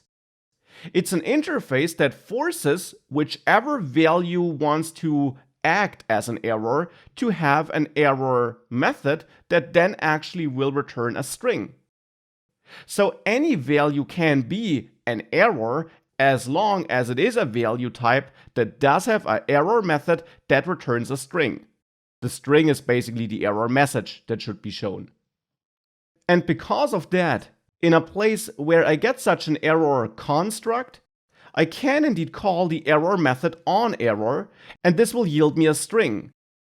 So I can store that message in a new variable, and then, for example, print that message here if I wanted to print the original error message. So that's another example for a built-in interface, which in this case here, for this example, exists to ensure that different kinds of values can be used as an error as long as they have an error method. And these, of course, are just some examples. There are more built-in interfaces in Go, and we're also going to see more interfaces throughout the course. It is an important feature because it allows us to write more flexible code where we don't care as much about the concrete type of a value and instead about the functionality a certain value offers. And if different value types offer the same functionality, then we can use them in the same way with help of interfaces. So now that we saw our first interfaces, our first custom interface, and a bunch of built-in interfaces, I want to talk about the naming of interfaces, so how this should be named, and which kind of methods you can add in an interface. And that's, by the way, important. Interfaces are there to define methods. You can't add fields in there. You can't say, hey, whatever data value adheres to the logger interface should have a message field that is of kind string. That's not possible. This is possible in other programming languages, but not in Go. Instead, Go interfaces are only about methods. So you define which methods other values should have that implement this interface. Now, when it comes to these methods, here in this example, we have the log method, which takes no parameters and returns no value. Of course, that's not a must-do. You can also add methods like print message that take values, for example, a message that is of type string, and that may also return values like an int or whatever you need. And what's important to understand here is that inside of this interface definition, you only define the type of the methods these data values should have. So we don't add the function or the method itself here. Instead, we just define its name and its signature, as it's called. So which parameters it should take and which values it should return. That is what you define here inside of an interface. Now, I will delete print message as I don't need it here, but it is important to understand that you can, of course, have methods that do take parameters and that may return values. It really comes just down to what you need in your application. Now, regarding the name of the interface, I did mention that the starting character, of course, matters. And you will very often see interfaces that start with an uppercase character, since often interfaces are shared across packages, but ultimately it depends on where an interface should be used. But there is also something else about the name of an interface you should keep in mind. There is a certain convention that states if you have an interface that only has one method, as we have it here with the log method, then your name of the interface should typically be that method name plus ER at the end. And in this case, I added an extra G here as well to have a nicer English word here, but you generally want to append ER to your method name if you have an interface with only one method. And you see this on the built-in interfaces as well. If we have a look at this reader interface we saw before, by inspecting the source code of new reader again, then you see that this interface is called reader and it only has a read method. So it's that only method's name plus ER. That's how this interface is named. And that's just a convention that's very common in Go, and therefore a convention you should follow as well. Now, if you have an interface with multiple methods, you want to pick a name that accurately describes what this interface is about and what its methods are about. So it then really comes down to what your interface does, which kind of data it describes, or with which kind of data it helps you. Last but not least, we already saw that, but it's still worth emphasizing. In Go, you don't actively tell a data value to implement a certain interface. You don't actively say that log data should follow this interface. Instead, in Go, you implicitly follow an interface, you implicitly implement an interface by simply adding the methods demanded by an interface to a certain piece of data, like to this struct here. And then automatically Go will recognize that since you have a log method on this struct does implement this interface. And I am mentioning this because in other programming languages, you sometimes do have to actively implement an interface. You would have an extra keyword like implements here when you define your data type, and you would make it very clear that this data type should follow that interface, that it should sign the contract with that interface. That's not the case in Go though, and therefore I wanted to mention this as well. So now we got a first look at interfaces. Now, when working with interfaces, there is one special kind of interface you can use in your code. A special kind of interface that is quite common. And for this, let's say we want to create another function, and all this function does here is it will print a value into the command prompt. So I will name the function output value, and then it should take that value and output that into the command line. Now, I deliberately did not add a type here yet, because I'll come back to that type in a second. For the moment, I just want to write the actual logic and use println to output value here in my command prompt. Again, that's of course a simple function that doesn't do too much, but we're just getting started here. So now the type of value is missing here. And it is missing deliberately, because I want output value to work with any kind of value, with a string, with an integer, with a float, with a struct, with a slice. I don't care about it. So I want to accept any type of data here. Now for this use case, Go has the concept of an empty interface. And you can reference that empty interface whenever you need it. For example, here, you can write interface and then opening and closing curly braces. Now before, we used the interface keyword when we defined an interface. Now here, we are using the keyword in a special scenario kind of. We're not defining a new interface here. Instead, this is a special syntax in the end that tells Go that you expect any kind of value. Because we on the fly create a new interface definition that basically doesn't define anything. It's an empty interface. And you can read this as value here should be a value that follows this interface, and this interface forces the value to not have any specific methods. It could have methods, but the interface doesn't require any extra methods. Because it is worth knowing that when you do have an interface, you can always have more methods than required by the interface, but not less. And therefore, this empty interface requires no methods at all, therefore every value will be accepted, because every value has at least no methods. And therefore, this is basically a take-all type, which basically just means that output value accepts any value no matter which data type it is. There are no special requirements. And this can be useful if you want to write very generic functions that should work with different values. With that added here, we could now call output value and, for example, output our message here, but we can also output our user log. And both will work just fine because our output value function takes any kind of value. And as a matter of fact, the println function also takes any kind of value. If you hover over it, you see that the parameters taken by println are actually an infinite list of parameters because of these three dots. We learned about those.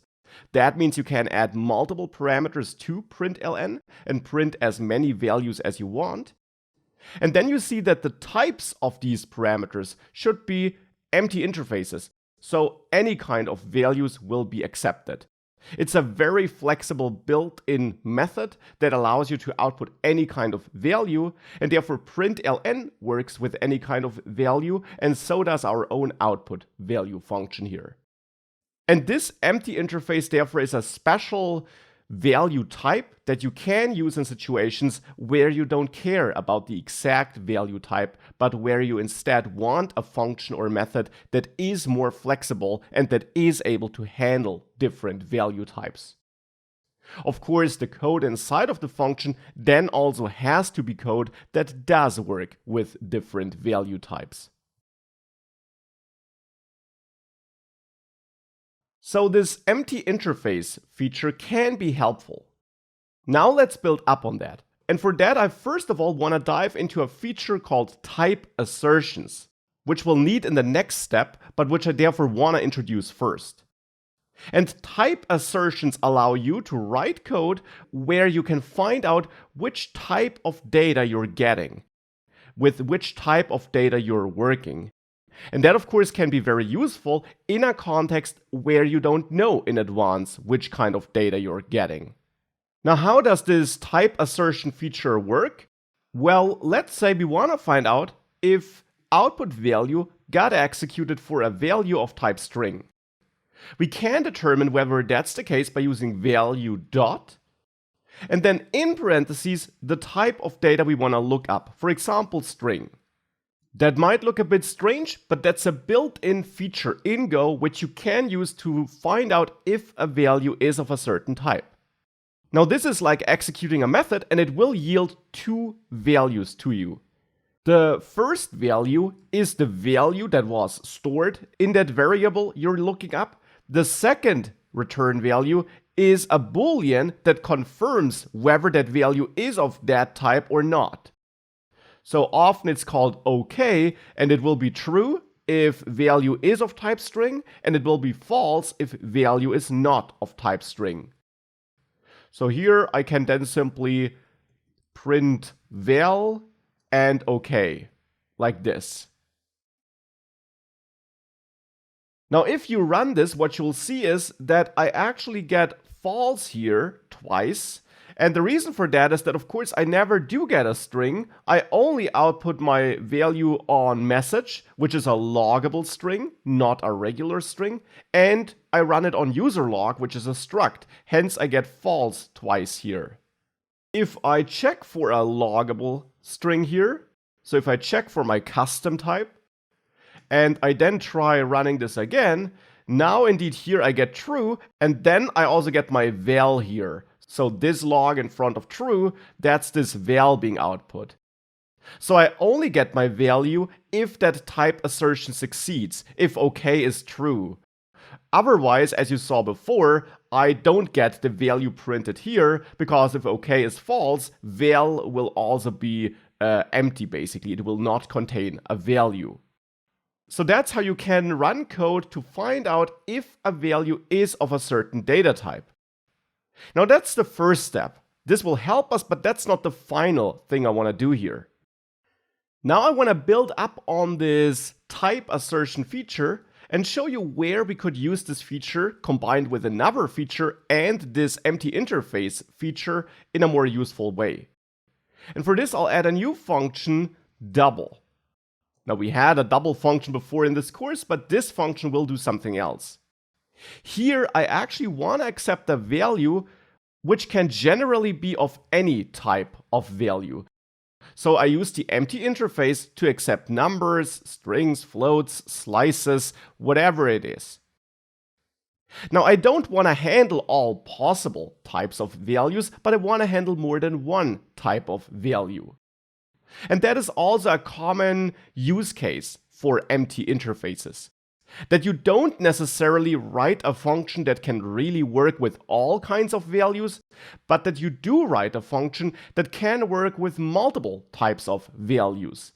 And then the empty interface allows us to generally accept more than one type of value. And inside of the function, we can then check the concrete type we got to execute different code. And that can be done with type assertions by checking if a value is of a certain type, or with help of a type switch statement. For this we use the switch keyword, and then we can use a syntax that looks like our type assertion from before, where we get a value, and then we use that value we got here as a parameter dot type. And that's now a subtle difference compared to before. Now we're not checking if value is of a specific type like string, what we had before, but instead we want to get the type of value. And in this switch statement, we can now define different cases for different types we might have gotten here. And inside of this switch statement, in those different cases, we can then work with this val in case we're interested in not just the type, but actually also the concrete value. So here we can now add a case where we want to run specific code if the type of the value we got is int. And in that case, I want to return val times 2. By the way, you need to use val here instead of value, because for value, Go still doesn't know the concrete type when this code runs. Value could be any kind of data. It's only inside of this case where you extracted the val after this type assertion here, where Go knows the exact value of val here. If you hover over val, you see that Go knows that in this case it will be an int. For value, that's not the case. That will always be unknown to Go. That's why we can extract val from our value like this here, and why we should use this val inside of this switch statement then. So now in this case I return val times 2, and therefore of course we should also add our return type for double. The return type, however, will be an empty interface, because I return an integer in this case, but in other cases I'll return different value types. So I want to have a generic return type for my function here as well. And then we can also add a case for float 64, let's say, where I also return val times 2. And I want to have a case for, let's say, a slice of integers. We can also handle such types here. And in that case, I don't want to double the numbers inside of the slice. Instead, I want to duplicate the slice. So I will create a new slice here, or my new numbers, by calling append and appending to my existing slice all the values that are in it as well. Append actually is a built-in function that takes an infinite amount of values that should be added to a slice. So the slice to which you want to add is the first parameter. Then we got this infinite list of extra parameters which we can pass to append. And therefore here I'm using the 3 dots to pull the values from the original slice, which is my val here, that is the original slice. I'm pulling all the items out of it, and I then append them to the same slice again. This returns a new slice, and I then do return that new slice here in my double function. And now the double function has different pieces of code for different data types. Now I'll also add a default case where I want to handle all the types that I don't want to handle, like strings, structs, slices of floats. I don't want to write code for all possible types here. And in this case, I will just return an empty string, let's say. We could also instead return an error object. We can, of course, write this in any kind of way. And now here we have an example for a type switch, as it's called, which helps us write a generic function that takes multiple kinds of values and that then runs different pieces of code based on specific value types received. And we can now give this function a try. Here in main, I'll add a first number, which is a regular int, and a second number, which is a float. And then my numbers, which should be a slice of integers. So here I'll have 1, 2, 3. And of course, these are all brand new variables. Hence, we should use :=.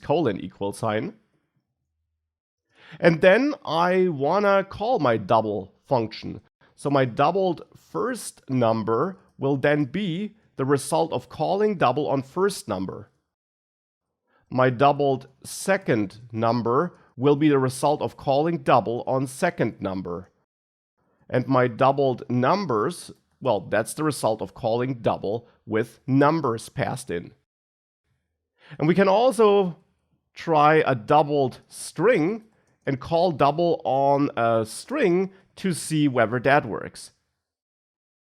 And then we can just output all those values. So output the doubled first number, and then of course the doubled second number here, output the doubled numbers, and output the doubled string to output all these values which we generated here. And then let's see whether that code works and whether that flexible function does its job. If I run this Go module here, it doesn't crash. And if we have a look at the results here, indeed I get 10 for my doubled first number, which makes sense because first number is 5 and it was doubled.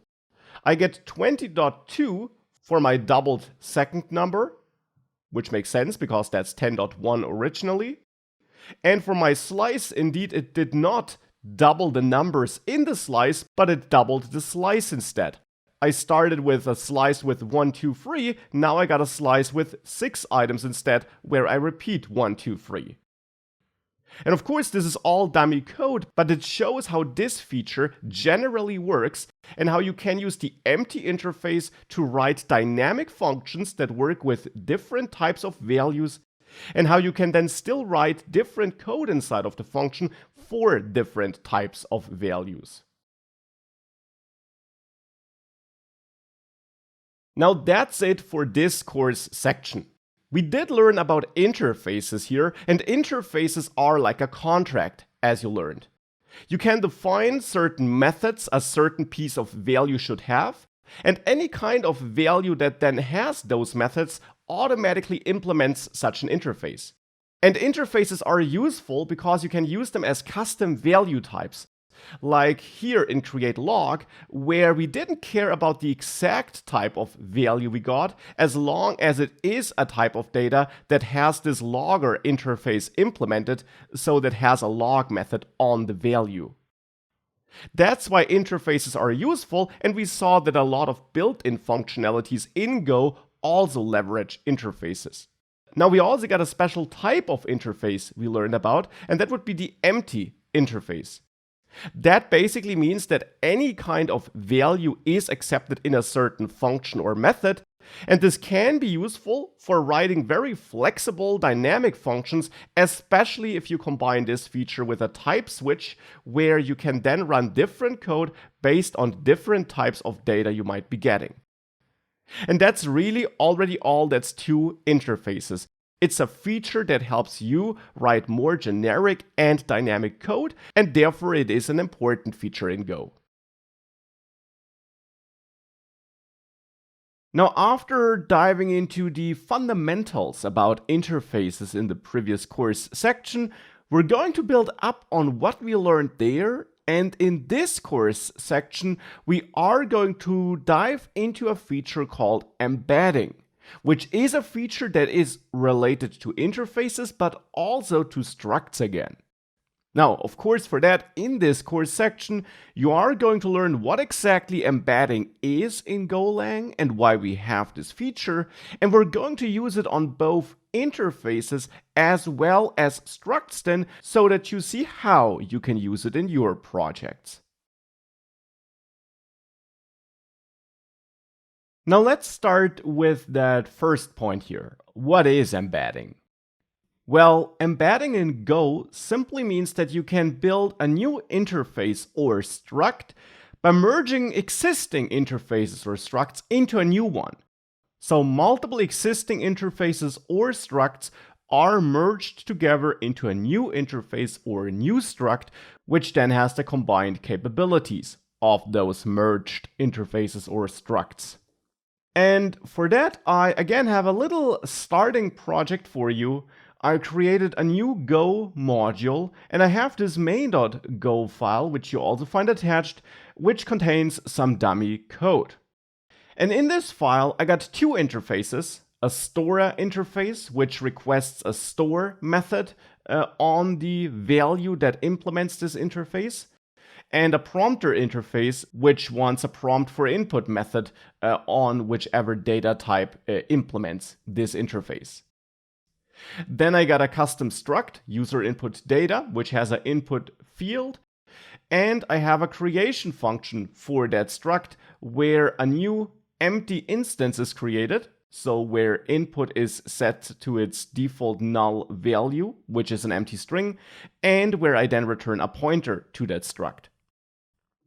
And then I got the prompt for input method, which is added to that struct, to a pointer to that struct to be precise, where I prompt the user for some input with help of the reader here, and where I then check for possible errors and then store the user input that we have fetched in that input field in that struct on which we're calling the method. And then I have the store method here, where I basically just start writing to a file, where I check for errors, where I defer closing that file, and where I then write that user input, which is stored in that struct input field, in that file. And of course, since I have a method called store, and since I have a method called prompt for input, and both methods are added to the same struct, this struct here, the user input data struct, implements both those interfaces. But the two interfaces here are standalone interfaces. They are not merged with each other. Instead, I have two standalone interfaces, and this struct just happens to implement multiple interfaces at the same time, which is absolutely something you can do in Go. A value definitely can implement multiple interfaces at the same time, and that is what's going on here. Now, further down in the code, in the main function, I then create my new struct instance. I store a pointer to it here in data, and then I call the two methods that were defined here. And then I have some commented out code to which I'll come back in a second. Now, if you were to run this module, then you should be prompted for some input.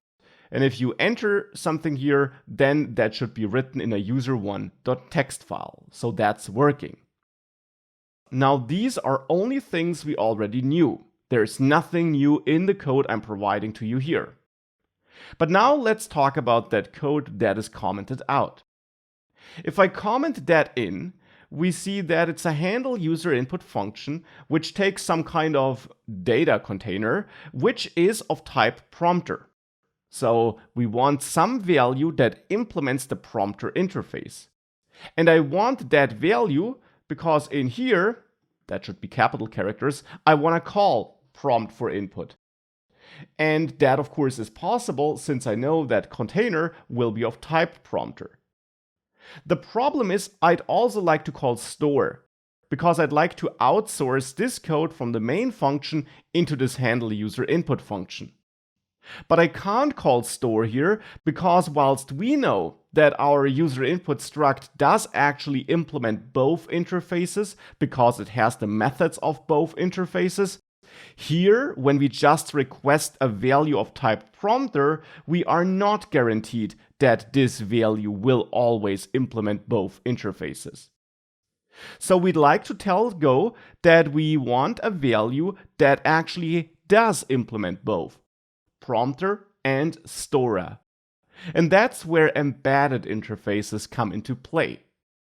We can create a new interface, maybe right below the two other interfaces, which we could call prompt storer or something like that.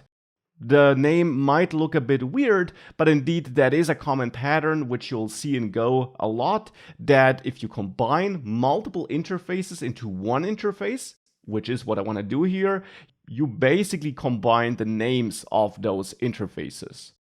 And therefore here I name it prompt storer, and it will be an interface. And now, however, it will be an interface that should combine these two interfaces. And for that, of course, I could just say that I require the store method and the prompt for input method.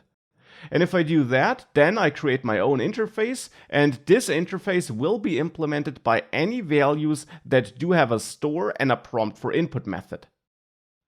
This would work, but there is a shorter way. Since I have two standalone interfaces that have the capabilities which I now want to merge together, we can use that feature called embedding to embed these two existing interfaces into a new one. And then instead of redefining those methods here, we can just say that we want to have storer and prompter here in this interface. That we want to embed these two existing interfaces into this new interface here. And that's how embedding works in Go. You can use the names of existing interfaces and just specify them inside of a new interface, and now this new interface will be the combination of these existing embedded interfaces.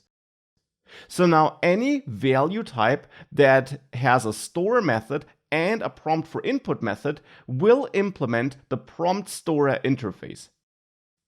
And therefore we can now use prompt storer as a new value type down there to know that container will actually be a value that does have a prompt for input method, but also a store method.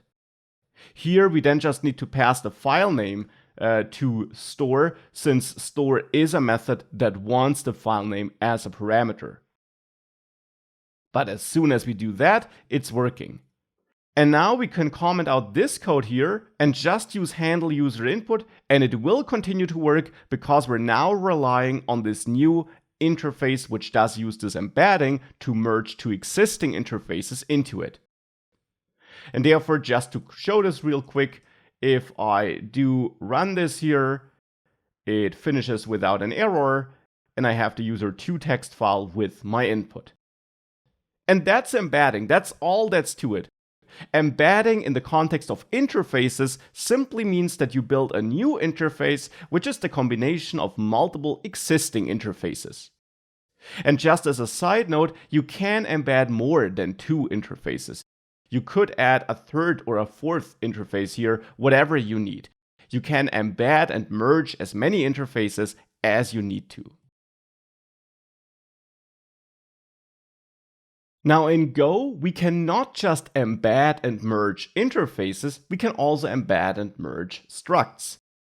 And for this, let's add a second struct here. And let's say where the first struct only defines some user input, the second struct should be used for defining and storing data about an entire user.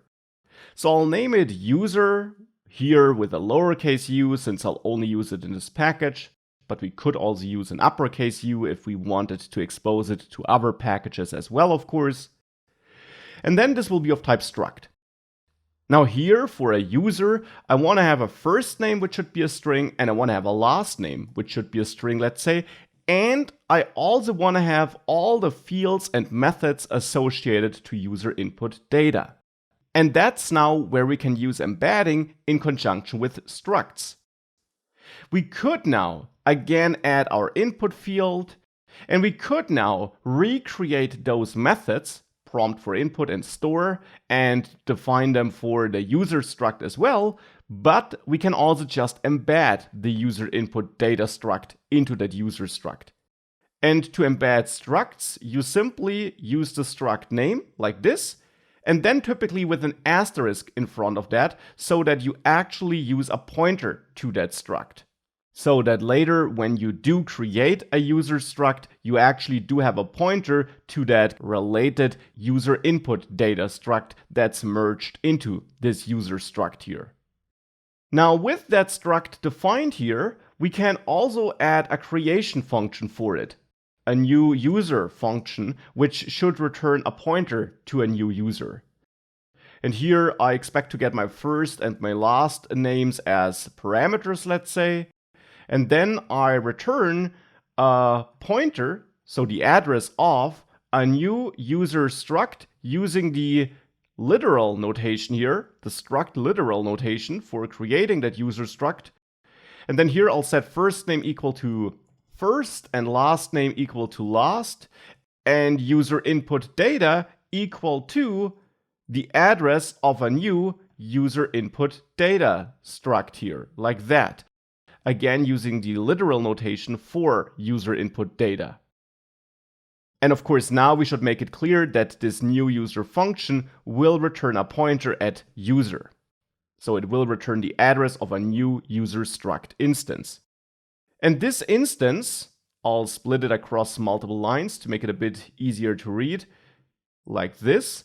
This instance here will have the first and a last name, and then this embedded user input data struct, which here is created as an empty struct so that the input field here actually has no value, so that it's an empty string therefore. Now back in our code, we can not just create our user data here, but we can also create an entire user, for example, Max, by using the new user function and passing in Max Schwarzmüller here, like this. And now we got that Max user, and on Max, we can call prompt for input, and we can call store, and then pass our file name to store. And that's very interesting. We call those methods of the embedded struct directly on our main struct itself, just as we have the input field as a new field on Max, so on that user struct. So when you embed structs into structs, you don't get some deeply nested internal struct, but instead the methods and fields that are part of the struct that you are embedding. So in this case, the input field and the prompt for input method and the store method are added directly as new fields and methods to the struct, to the user struct in this case, into which you embedded your other struct. And that's why we can call prompt for input and store on Max itself, which is such a user struct instance. And hence, of course, if I run this, I now got prompted for my input here again, and I'll enter Max and then test for the other prompt. And with this, we have the Max text file where Max is stored. And that's how we can also embed structs into structs.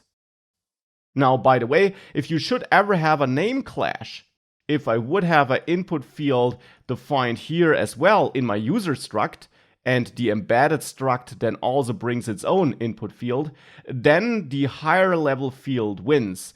So the input field in user struct would override the input field here. And similarly, if I would add a method called prompt for input to the user struct, even though the embedded struct has a method of the same name, then the method directly defined on user struct would win, and the logic of that method would be executed instead of the method for the embedded struct. So that's how name clashes would be solved if you have any. Here we don't have any, and therefore we now here see how we can actually merge multiple structs together and build more powerful new structs by adding existing structs and their methods into them. Now, at this point in the course, we learned a lot about Go, but now it's time for a brand new concept that's not directly related to the things we learned before. It's time for concurrency, and specifically for features called Goroutines and channels.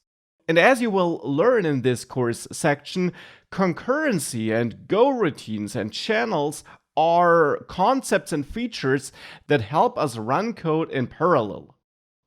And in this course section, you will therefore learn what exactly concurrency is and what running code in parallel means. And we are going to have a look at Goroutines and at channels, which are core concepts that help us deal with concurrency in Go. Now let's start by clarifying what concurrency actually is. What does this term mean?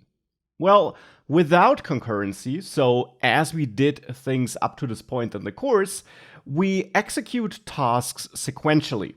So we might be calling different functions that print something to the console and that then maybe start writing to a file. Now, when we introduce concurrency, then we start executing tasks in parallel. We execute them concurrently by executing them in parallel. And that means that we could call a function that prints welcome into the command line, and at the same time we call a function that starts creating a file and that then writes into that file. So now we got two different functions here which execute in parallel. They are started at the same time, and we don't start writing the file after printing welcome finished, but instead we really start both operations at the same time. And Go gives us a syntax for starting functions at the same time instead of after each other, and then such functions which are started with this special syntax, which you'll see in a second, are called Goroutines. These different tasks which execute concurrently in parallel are called Goroutines. And the idea here really is that Go does not wait for the first task to finish before it starts the second task, but that instead they do execute at the same time. And as always, I got a project for you, a little demo project where we can dive into those concepts in code. I created a brand new Go module and attached you find a main.go file with some code which we'll now examine. Now in there I got a main function where I call a greet and a store data function, and I got some commented out code which we'll evaluate later. And the greet function then simply prints hi there into the command line, and store data starts storing a file. Basically as we did it before in the course as well, though I do open the file differently here. I'm using the open file method on the OS package, and to this method I pass the file name, and then basically some flags that tell OpenFile how the file should be opened, and here I'm opening the file such that it's created if it doesn't exist yet, that new content that's written to the file is appended to the existing content instead of overwriting the existing content, and that we open the file in write mode so that we can write to it in this Go program without any issues. Then I got some permissions here, and then I handle the error that we could not open the file. I defer closing the file. We could also handle the error here, as you learned before in the course, but I kept this shorter since it isn't the focus of this section. And then I write some text into that file, and because of append, that text will be added to any existing content in the file, and then I basically just handle errors that could occur while trying to write there. And then we got some commented out code, which we will take a look at later. Now that's straightforward, there's nothing concurrent in there, nothing special, and of course we can execute this, and if you do run this program, then you should see hi there in the terminal, in the command line here, and the dummy data text was created with some dummy data stored. Now the code which we have here runs in sequence, which means in the main function we first call greet, And only once greet is done, store data is executed. And of course, that is absolutely fine here because greet is super quick to finish. This will barely take a millisecond, and store data will also be very fast because I'm not storing a lot of data in that file. But now we're going to change this. Let's comment in these two store more data function calls and change this to 50,000, though it doesn't matter too much, but now it's in line with this number. And most importantly, let's comment in that function down here. Now, what store more data does is it takes in a number of lines. So that's this first parameter value passed to store more data. And then we'll loop up to this number, so 50,000 times, for example, and add one line of text into that file for every loop iteration. I call store data here. That's this other function we took at a look before. And in there, I open a file, I write that line of data, and then I close the file. This is not super efficient, opening and closing the file all the time, but I'm doing it on purpose here, like this, so that this is an operation which will take a little bit longer because I want to simulate an operation that takes a bit longer here. And once I'm done writing into a file, I print some information to the terminal. With this commented in, if we now run this program again here, you will notice that it takes a while. It takes a while until we have the first 50,000 lines of text written into the file, and then a little bit longer until we're done writing the second chunk of 50,000 lines into a file. And once everything is done, we have these two text files with all that content in there. Now, it's of course just dummy content, but it was all written by this Go program. Now I'm going to delete these free text files here, and I want to have a look at this code again. It's not uncommon that you have long-taking operations like this in your code. And these are operations which, of course, could execute simultaneously. We don't need to wait until the first chunk of 50,000 lines was written. We could immediately start writing the next chunk as well. Since we have two different files here, we won't have any clashes. And that's where concurrency can help us. We can start these two operations at the same time and run them concurrently instead of running them in sequence sequentially as we're currently doing it. And for this, we need to turn these function calls here into Goroutines, what you saw before on the slide. And we do that by simply adding the Go keyword in front of the function call. This starts the function as a Goroutine, and that means that now the code execution will not wait until the first function execution is done before it continues with the next line of code, but instead, if you go this function execution, Go will thereafter immediately move on to the next line and execute that line of code as well. And here it turns out that I'm also starting a new Goroutine. And therefore both Goroutines will be started at the same point of time, and we will not wait for the first operation to finish before we start the second one. And in this scenario, this should help us speed up this program. Now, if we add that Go keyword and we save everything, if I then run this program, you see I get hi there eventually and nothing else. I never get this done storing X amount of lines output here. In the project folder, I also don't have these text files for the 50,000 lines of code. And the reason for that simply is that when I start these operations as Goroutines, as I just mentioned, Go does not wait for the operation to finish before it continues with the next line of code. And that means that here we don't wait until this finishes before we finish the program execution. Because after starting this second Goroutine here, there's no more code left to execute. There is no line of code after line 13 in the main function. So therefore, after starting this operation here, Go sees that there is no more work to do, and it stops the program, even though this is not finished yet, because we started it and we don't wait for it to complete. So therefore, of course, with that, we broke our program. But that's now where another important concept comes into play. We can use Goroutines to start work in parallel and to start operations that execute in parallel.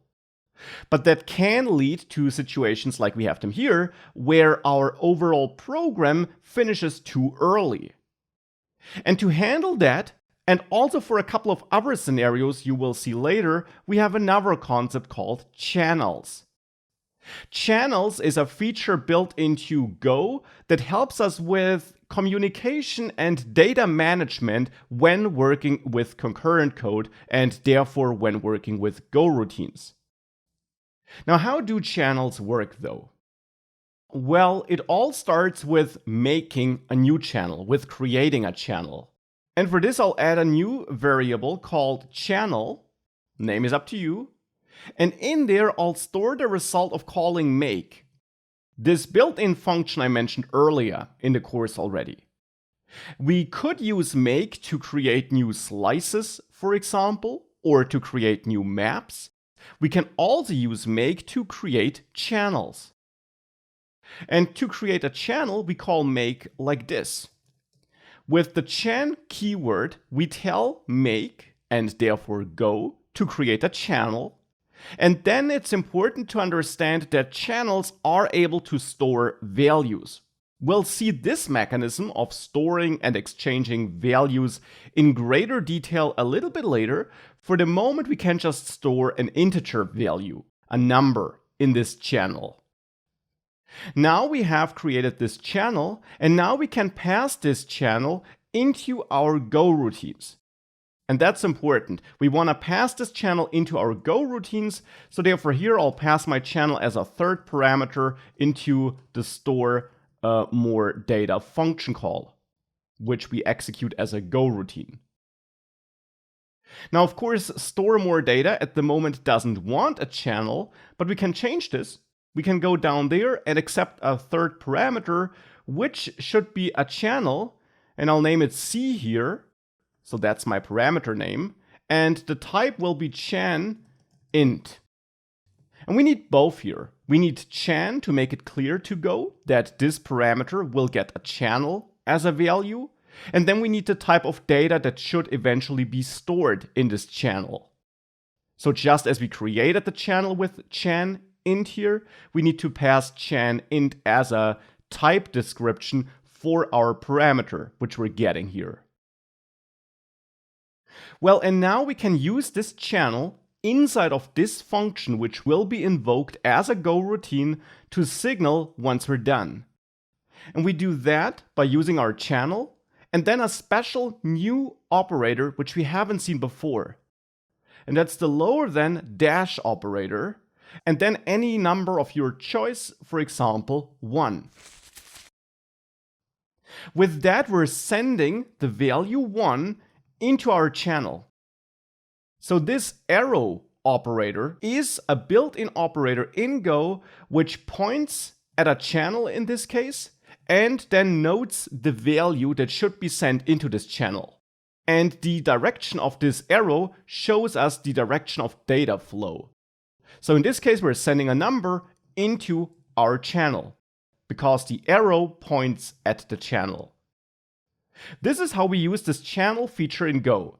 And now we're sending a number into this channel. Now that's the first step.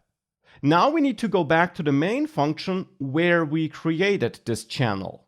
Now that we created that channel and we are sending data into that channel inside of our Goroutine, back here in our main function, we can now read data from that channel. And the interesting thing here in Go is that if you do read data from a channel, Go will wait until data has been read. So as soon as you add code to read data from a channel, which we'll do in a second, Go will detect those pieces of code and wait with executing the lines thereafter until data has been returned by the channel. And that means that if in your Go routines you do send data into a channel, you effectively wait for those Go routines to finish before your code where you read data from the channel will finish executing. And that's what we'll utilize here. Now, how can we read data from a channel? Well, we can write it like this. This might look a bit weird, but with that, I'm letting data flow out of the channel, because the direction of the arrow shows us the direction of data flow, and I'm letting it flow into the void, so to say. We can actually also store data in variables and use them, but we'll do that a little bit later, because here we actually don't care about the value. We don't care about the one which we're sending into the channel. Instead, we're just using this mechanism to wait with the program wrap up. So to wait with finishing that program, and therefore now if we save that, with that channel being read, if we now execute our code here again, this will wait now, and eventually we're done storing 50,000 lines of text, and we have our text files here. Here is the second text file, and here is the first text file. However, there is something interesting you can notice. For one, we only see the output that we're done storing these 50,000 lines of text once here in our code. We're not seeing it a second time. And if you open your text files and you go to the end of them, you will see that one of them doesn't really have all the data in there. Instead, the second one, in my case here, ends at line 49,822. So the last 180-ish items are missing here. So indeed, what we can tell by that is that Go did start both Go routines, and it did start writing into both text files, but it actually stopped executing the program as soon as one of the two Go routines was done. In my case here, as soon as the first Go routine was done. And the reason for that is that we're using the same channel in both Go routines here, and therefore, since we're reading the value from that channel, the first time Go detected that one of these channels was populated with data, it executed this line and wrapped up that program. It does not wait until all the places where you are writing to a channel are done. So it did not wait for both Go routines to finish, but just for the first one to finish. Now we can of course work around that by using two different channels here, channel 1 and channel 2, and then we read both channels. And as soon as we do that, if we delete those text files again, and I then execute this program again, you will see that now actually we get that confirmation output twice. And if you inspect the text files and you go to the end, you will see that both files are really done and all the data has been written into them. And that's how we can now use channels to have a signal that tells us when a Go routine is done. But the important thing to understand is that this is now a different behavior than what we had before when we did not use Go routines. Because now, even though we're waiting for both operations to finish before we finish the program, we start both operations at the same point of time. Before, without the Go keyword, we only started writing the second chunk of 50,000 lines after the first chunk was done. Now we start both operations at the same time, and therefore the overall program will take shorter than it did before. We then still wait for both operations to finish before we wrap up, but we start them together. Now we did learn about Go routines and channels here. At the moment we are creating two channels though, since we have two Go routines and we want to wait for both to finish. We can do that, but it's a little bit annoying if we always have to create a brand new channel for every Go routine that we launch. And that's why we can actually simplify that. Instead of creating two channels, we can indeed only create one channel and then use that one channel in both these functions here and read from that one channel. This will actually work because channels work like this under the hood. If you create them, they are empty, they don't have any value yet. As soon as you start listening to them, so as soon as you start reading from them, as we do in line 17 and 18 here, Go will register this and it understands that we read one value once and then another value a second time. And therefore now actually it will not finish executing the overall program just because one of the Go routines is done. Instead, once the first Go routine is done, the first read will be done, but the second read is still waiting for a value. So we can actually use one and the same channel to solve this and just read from it twice instead of only once. And if we do this, and here I deleted all my text files again, and I then execute this again, you will see that again we wait until both functions are done, both Go routines are done, and we got both these text files here with all their data inside of them, because now we are reading from that channel twice instead of only once. And that is something you can do with channels because of how they work under the hood. Now that we got the basics about Go routines and channels out of the way, it's time to dive deeper and also use that value that can be stored in channels for more than just signaling that we're done. And for this, I adjusted the main.go code, and you find the adjusted main.go file attached. And I commented out all the old code on which we worked in the last lectures and replaced it with some new code. In this new code, I'm adding a random number generator, and then in the main function, I'm calling generate value twice to generate some numbers, add them to a sum and output that sum. And in generate value, I'm using that random number generator to generate a random number of seconds that I want to sleep. So simply some dummy code that will pause the execution of this function. And then B, I'm using the random number generator to return a random number. Now this time sleep method call is only in there to simulate that this generate value function will take a little bit longer, because generating a random number normally wouldn't take very long. But let's assume we're getting this from some database or anything like that, and therefore I'm adding a pause here, which will have different durations based on that random number generation. Again, we're not using concurrency features here, no Go routines, no channels. And if we would execute this program now, this will take a different amount of time because we have randomness in there, and then it will yield random numbers in the end. Every time we execute this, we can get the same or a different result because we are producing random numbers here. Now here we got another great example for starting these tasks in parallel. Because waiting for the generation of the first number until we get the second one doesn't really make a lot of sense. Since both operations will take a bit longer, we would rather start them at the same time and then just wait until both of them completed to add their results together. But we don't want to wait until the first one completed just to only then start the second one. That will take longer than if we start both at the same time and we wait until they both finished. For this, we can use Go routines, of course, but I can't just add Go like this, because we are now dealing with the return value and we're storing the return value in variables. And then you can't use Go here.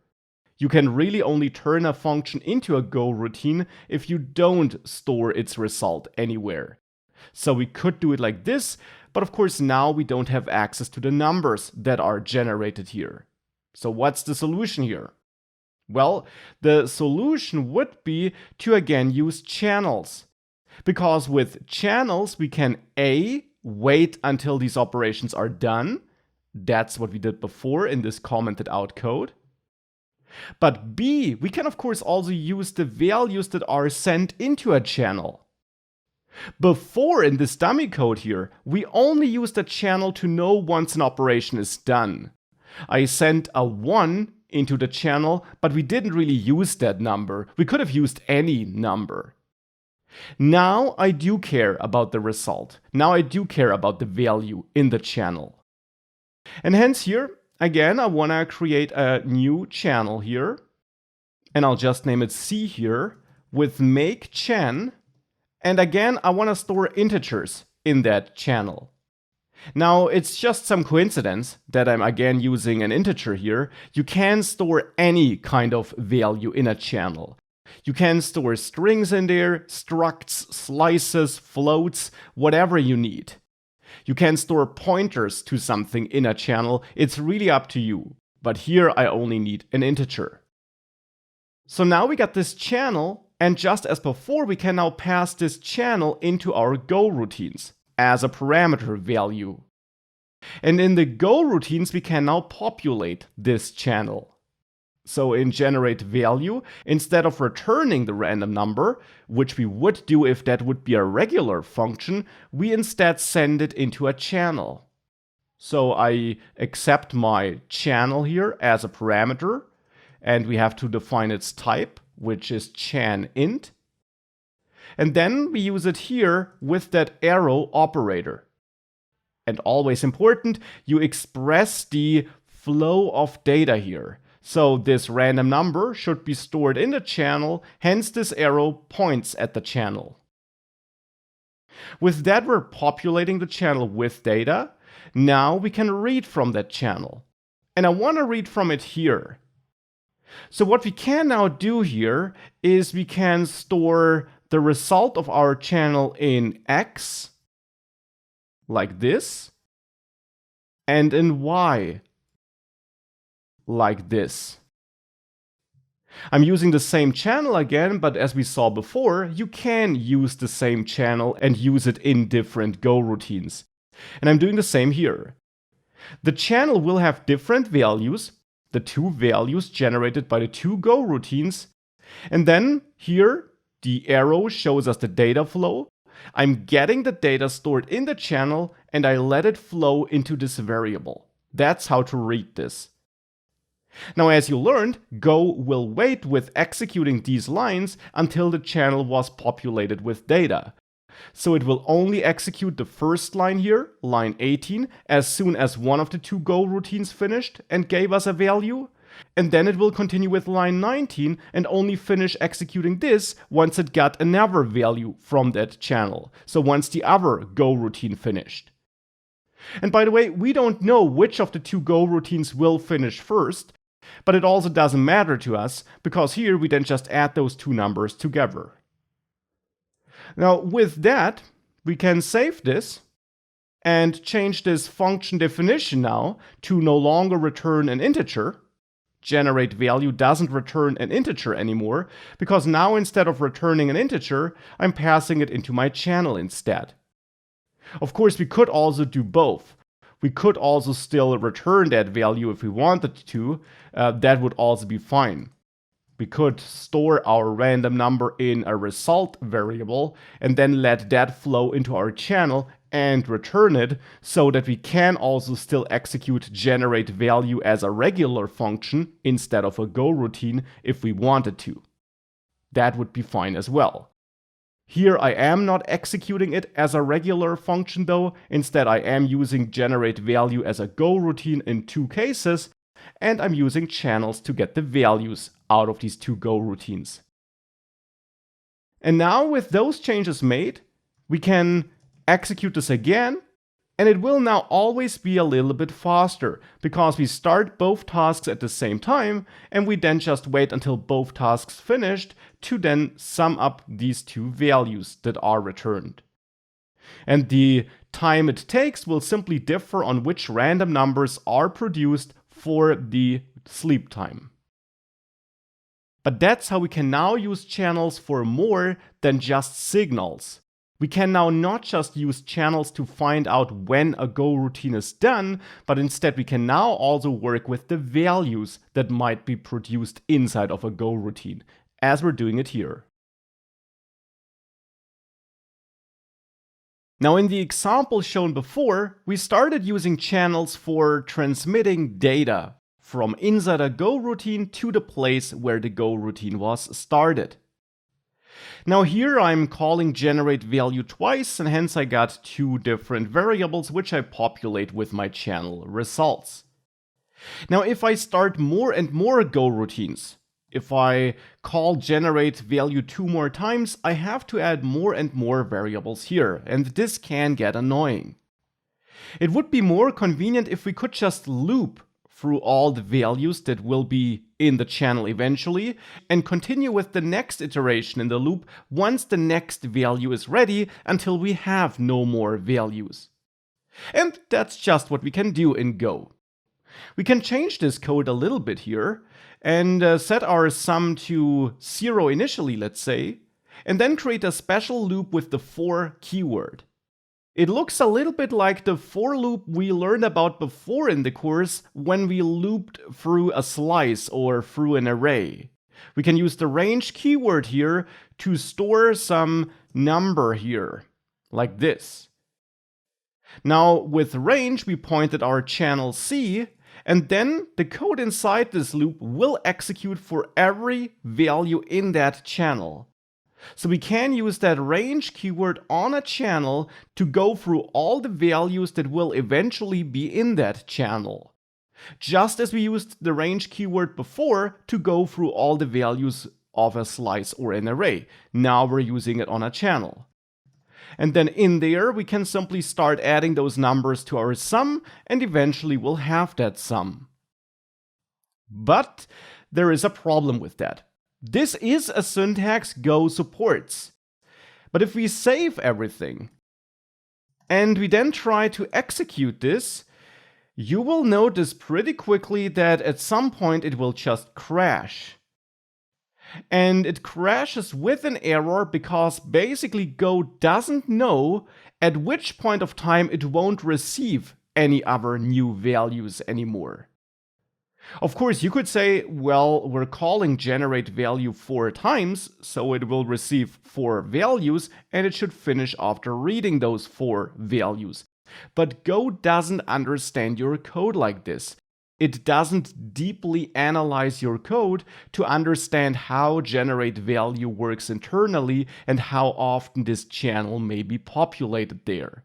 And that's why instead you have to call a special built-in function when using this range loop on a channel. In the place where you populate the channel, so where you send data into the channel, so in this case, inside of generate value, once you are done populating that channel, you should call close and close that channel by passing C, our channel to close, to tell Go that no more values will be sent. However, this also would be wrong here because generate value is invoked multiple times here. So we would be closing it once the first Go routine finished, and then the other Go routines would try to send to a channel that has been closed by us.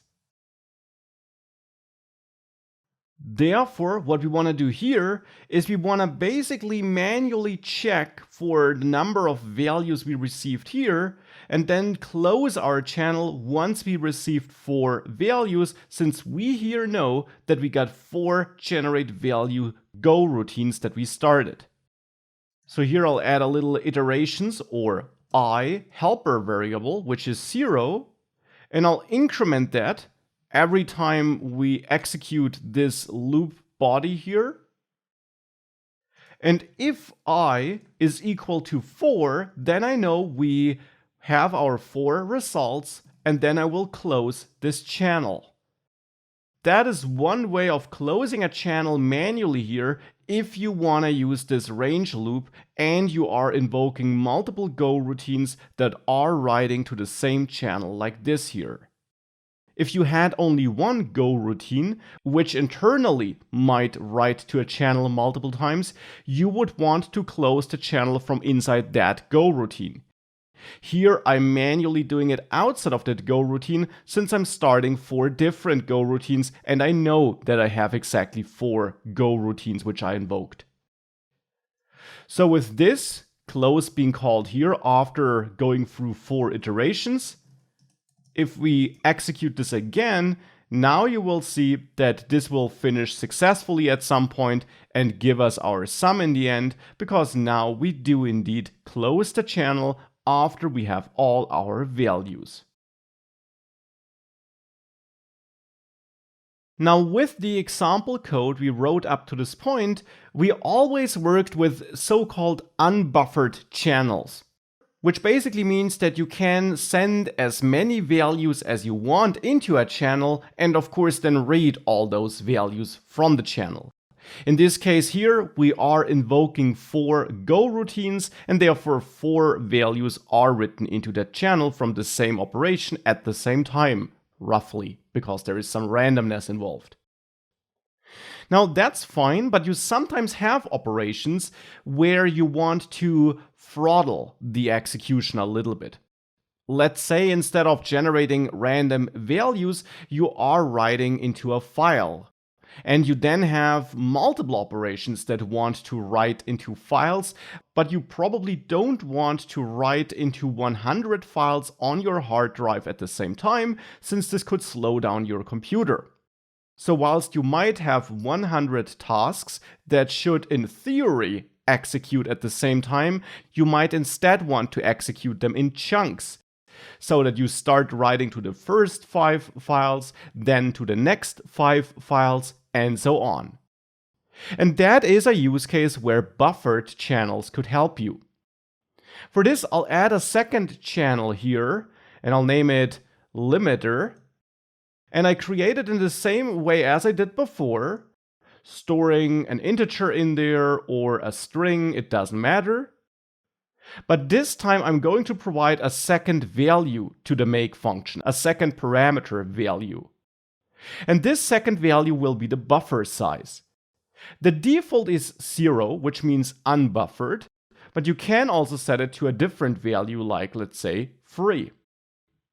Now with that, you can write 3 values into this channel, and as soon as you try to write a 4th value into it, Go will block the code execution, it will pause the program and not continue with code execution until a space is empty again. So until at least one value was read from the channel. Now how can we use this? Well, besides our C channel, which is there for transmitting the results of these functions here, we can also pass the limiter channel here into our generate value calls. So I pass a second channel into these Go routines now. And in generate value, we can accept this second channel here. So in this case, the limit channel, which also takes an integer. Now inside of generate value, whenever the execution of this function starts, we can write a value into this channel. And this can again be a simple 1 or a 5, it doesn't matter. It's just any value that's now written into this channel, and since this channel is buffered and has a max size of 3, if 3 values were written into this channel, code execution will stop and not continue. This means that in this scenario here, the first 3 Go routines will be invoked, but then we'll have 3 values written into limiter, because every Go routine sends a 1 into limiter, so into this limit channel. Therefore, the 4th Go routine here will not execute until at least one space was freed up again. And how can we free up a space? Well, as I said, by sending a value out of the channel, so by reading a value. And we can do this here at the end of generate value. Once we paused and we generated our number and sent this in our main value channel, we can read from limit with this syntax. As you learned, the arrow shows the data direction, so we want to send a value out of limit so the arrow points away from it. We could store that in a variable if we needed to, but I'm not interested in the concrete value. I just want to free up a space in the limit channel again so that the next Go routine, the fourth one here, can be invoked. And that is a great and common scenario where buffered channels can help us. Now, to show that this works after sending a value into limit, I'll add a little print statement here where I say generating value. And now we should only see this 3 times and then a short pause and then see it a 4th time, because we should finish this function 3 times first before the 4th execution finishes. Now, still all 4 Go routines will be started together, I can say that, but after this line, line 36, the 4th invocation should take a pause until there is space again. Because when we try to send that 1 into limit the 4th time, there won't be any space for it, and therefore Go will block this line and only finish it once there is space again. That's why we should only see this output 3 times initially, and then after a short pause, a 4th time in the command line. Now, before we test this though, I'll comment out this sleep time variable and manually set sleep time to 4 seconds. Because if it's too short, we wouldn't see this effect because the first invocations might finish too quickly. If we have low random numbers for one of the first 3 Go routines here, then it would finish too quickly and we wouldn't see the effect of our buffered channel. That's why I manually set it to a hard-coded longer duration so that every Go routine takes a bit longer. And now with that, if we save this and we execute this, we only see it 3 times initially, and then after a short pause, we see it a 4th time, so as soon as there is space again. And then it finishes eventually. And of course we don't need it here for the dummy code where we generate random numbers, but it can be very useful to use buffer channels if you have other operations like writing to the file system where you don't want to have too many concurrent operations at the same time. Now, to conclude this section on concurrency and channels, I want to take a look at another possible scenario which you sometimes can have. And that would be that you start multiple operations at the same time, so you run them in parallel, but you only care about the first result of any of these operations. An example could be that you have a program where you do fetch data from a database, but you might also have that data in some local cache, which could be a bit quicker, but you're not sure if the value is there. That's why you start reaching out to the database, which takes a bit longer but is safe, and to the cache, which is quicker but not guaranteed, at the same time, but you only care for the first value that is returned, no matter if it's from the database or from that short-term cache. And again, I want to simulate this here. Instead of invoking this 4 times, I will invoke it twice, and instead of building that sum here, I'll comment this out, and then generate value, I'll bring back that random sleep time again, like this. So that generate value does not always take the same amount of time. And now let's say I'm only interested in one of these 2 values instead of both. To implement this, instead of using just one channel, I'll add 2 channels, X and Y, and I'll use the different channels for the different Go routines, so that I'm sending to different channels from inside these Go routines. And now we can use another control structure, which we haven't learned about yet, because it is exclusive for channels. We can use a select statement, which is like a switch statement but for channels. In here, we can now define different cases where we try to get values out of channels. And for this, I could then also add helper variables like a, which is an integer, and let's say b, which is an integer. And then here I could assign a value to a, and the value I do want to assign is the value stored in x, which is my first channel here. Now this first case, the code in there, will execute if that channel x here is the first channel to yield a value. So here I can then print a into the terminal. I can also maybe output a bit more detailed information and say x finished first value is, and then I output the value which is stored in a now because of this assignment. And I can also add the other case where I store the value of y in b, and I basically run some different code. In this case, the same code with a different output, but of course we could have a totally different code here as well. And now we have two different pieces of code that will execute based on which channel yields a value first. And this is perfect if you have situations where tasks should start at the same point of time and you don't know which one will finish first, and you also don't care. You then just want to run appropriate code for the different tasks that finished. And now with that, if I save this and I execute this program again, then here I got y finished first. And if we run this often enough, at some point we should also get x finished first. Here you go. Took me a couple of tries, but now I got x finished first as well. So that's how you can then wait for the first operation to finish when starting multiple operations at the same time. And that's now it for this course section. This course section was about concurrency, and even though we had a look at a bunch of features related to channels, it's actually not that difficult in the end. You learned that you can start any function as a Goroutine by adding the Go keyword in front of the function execution.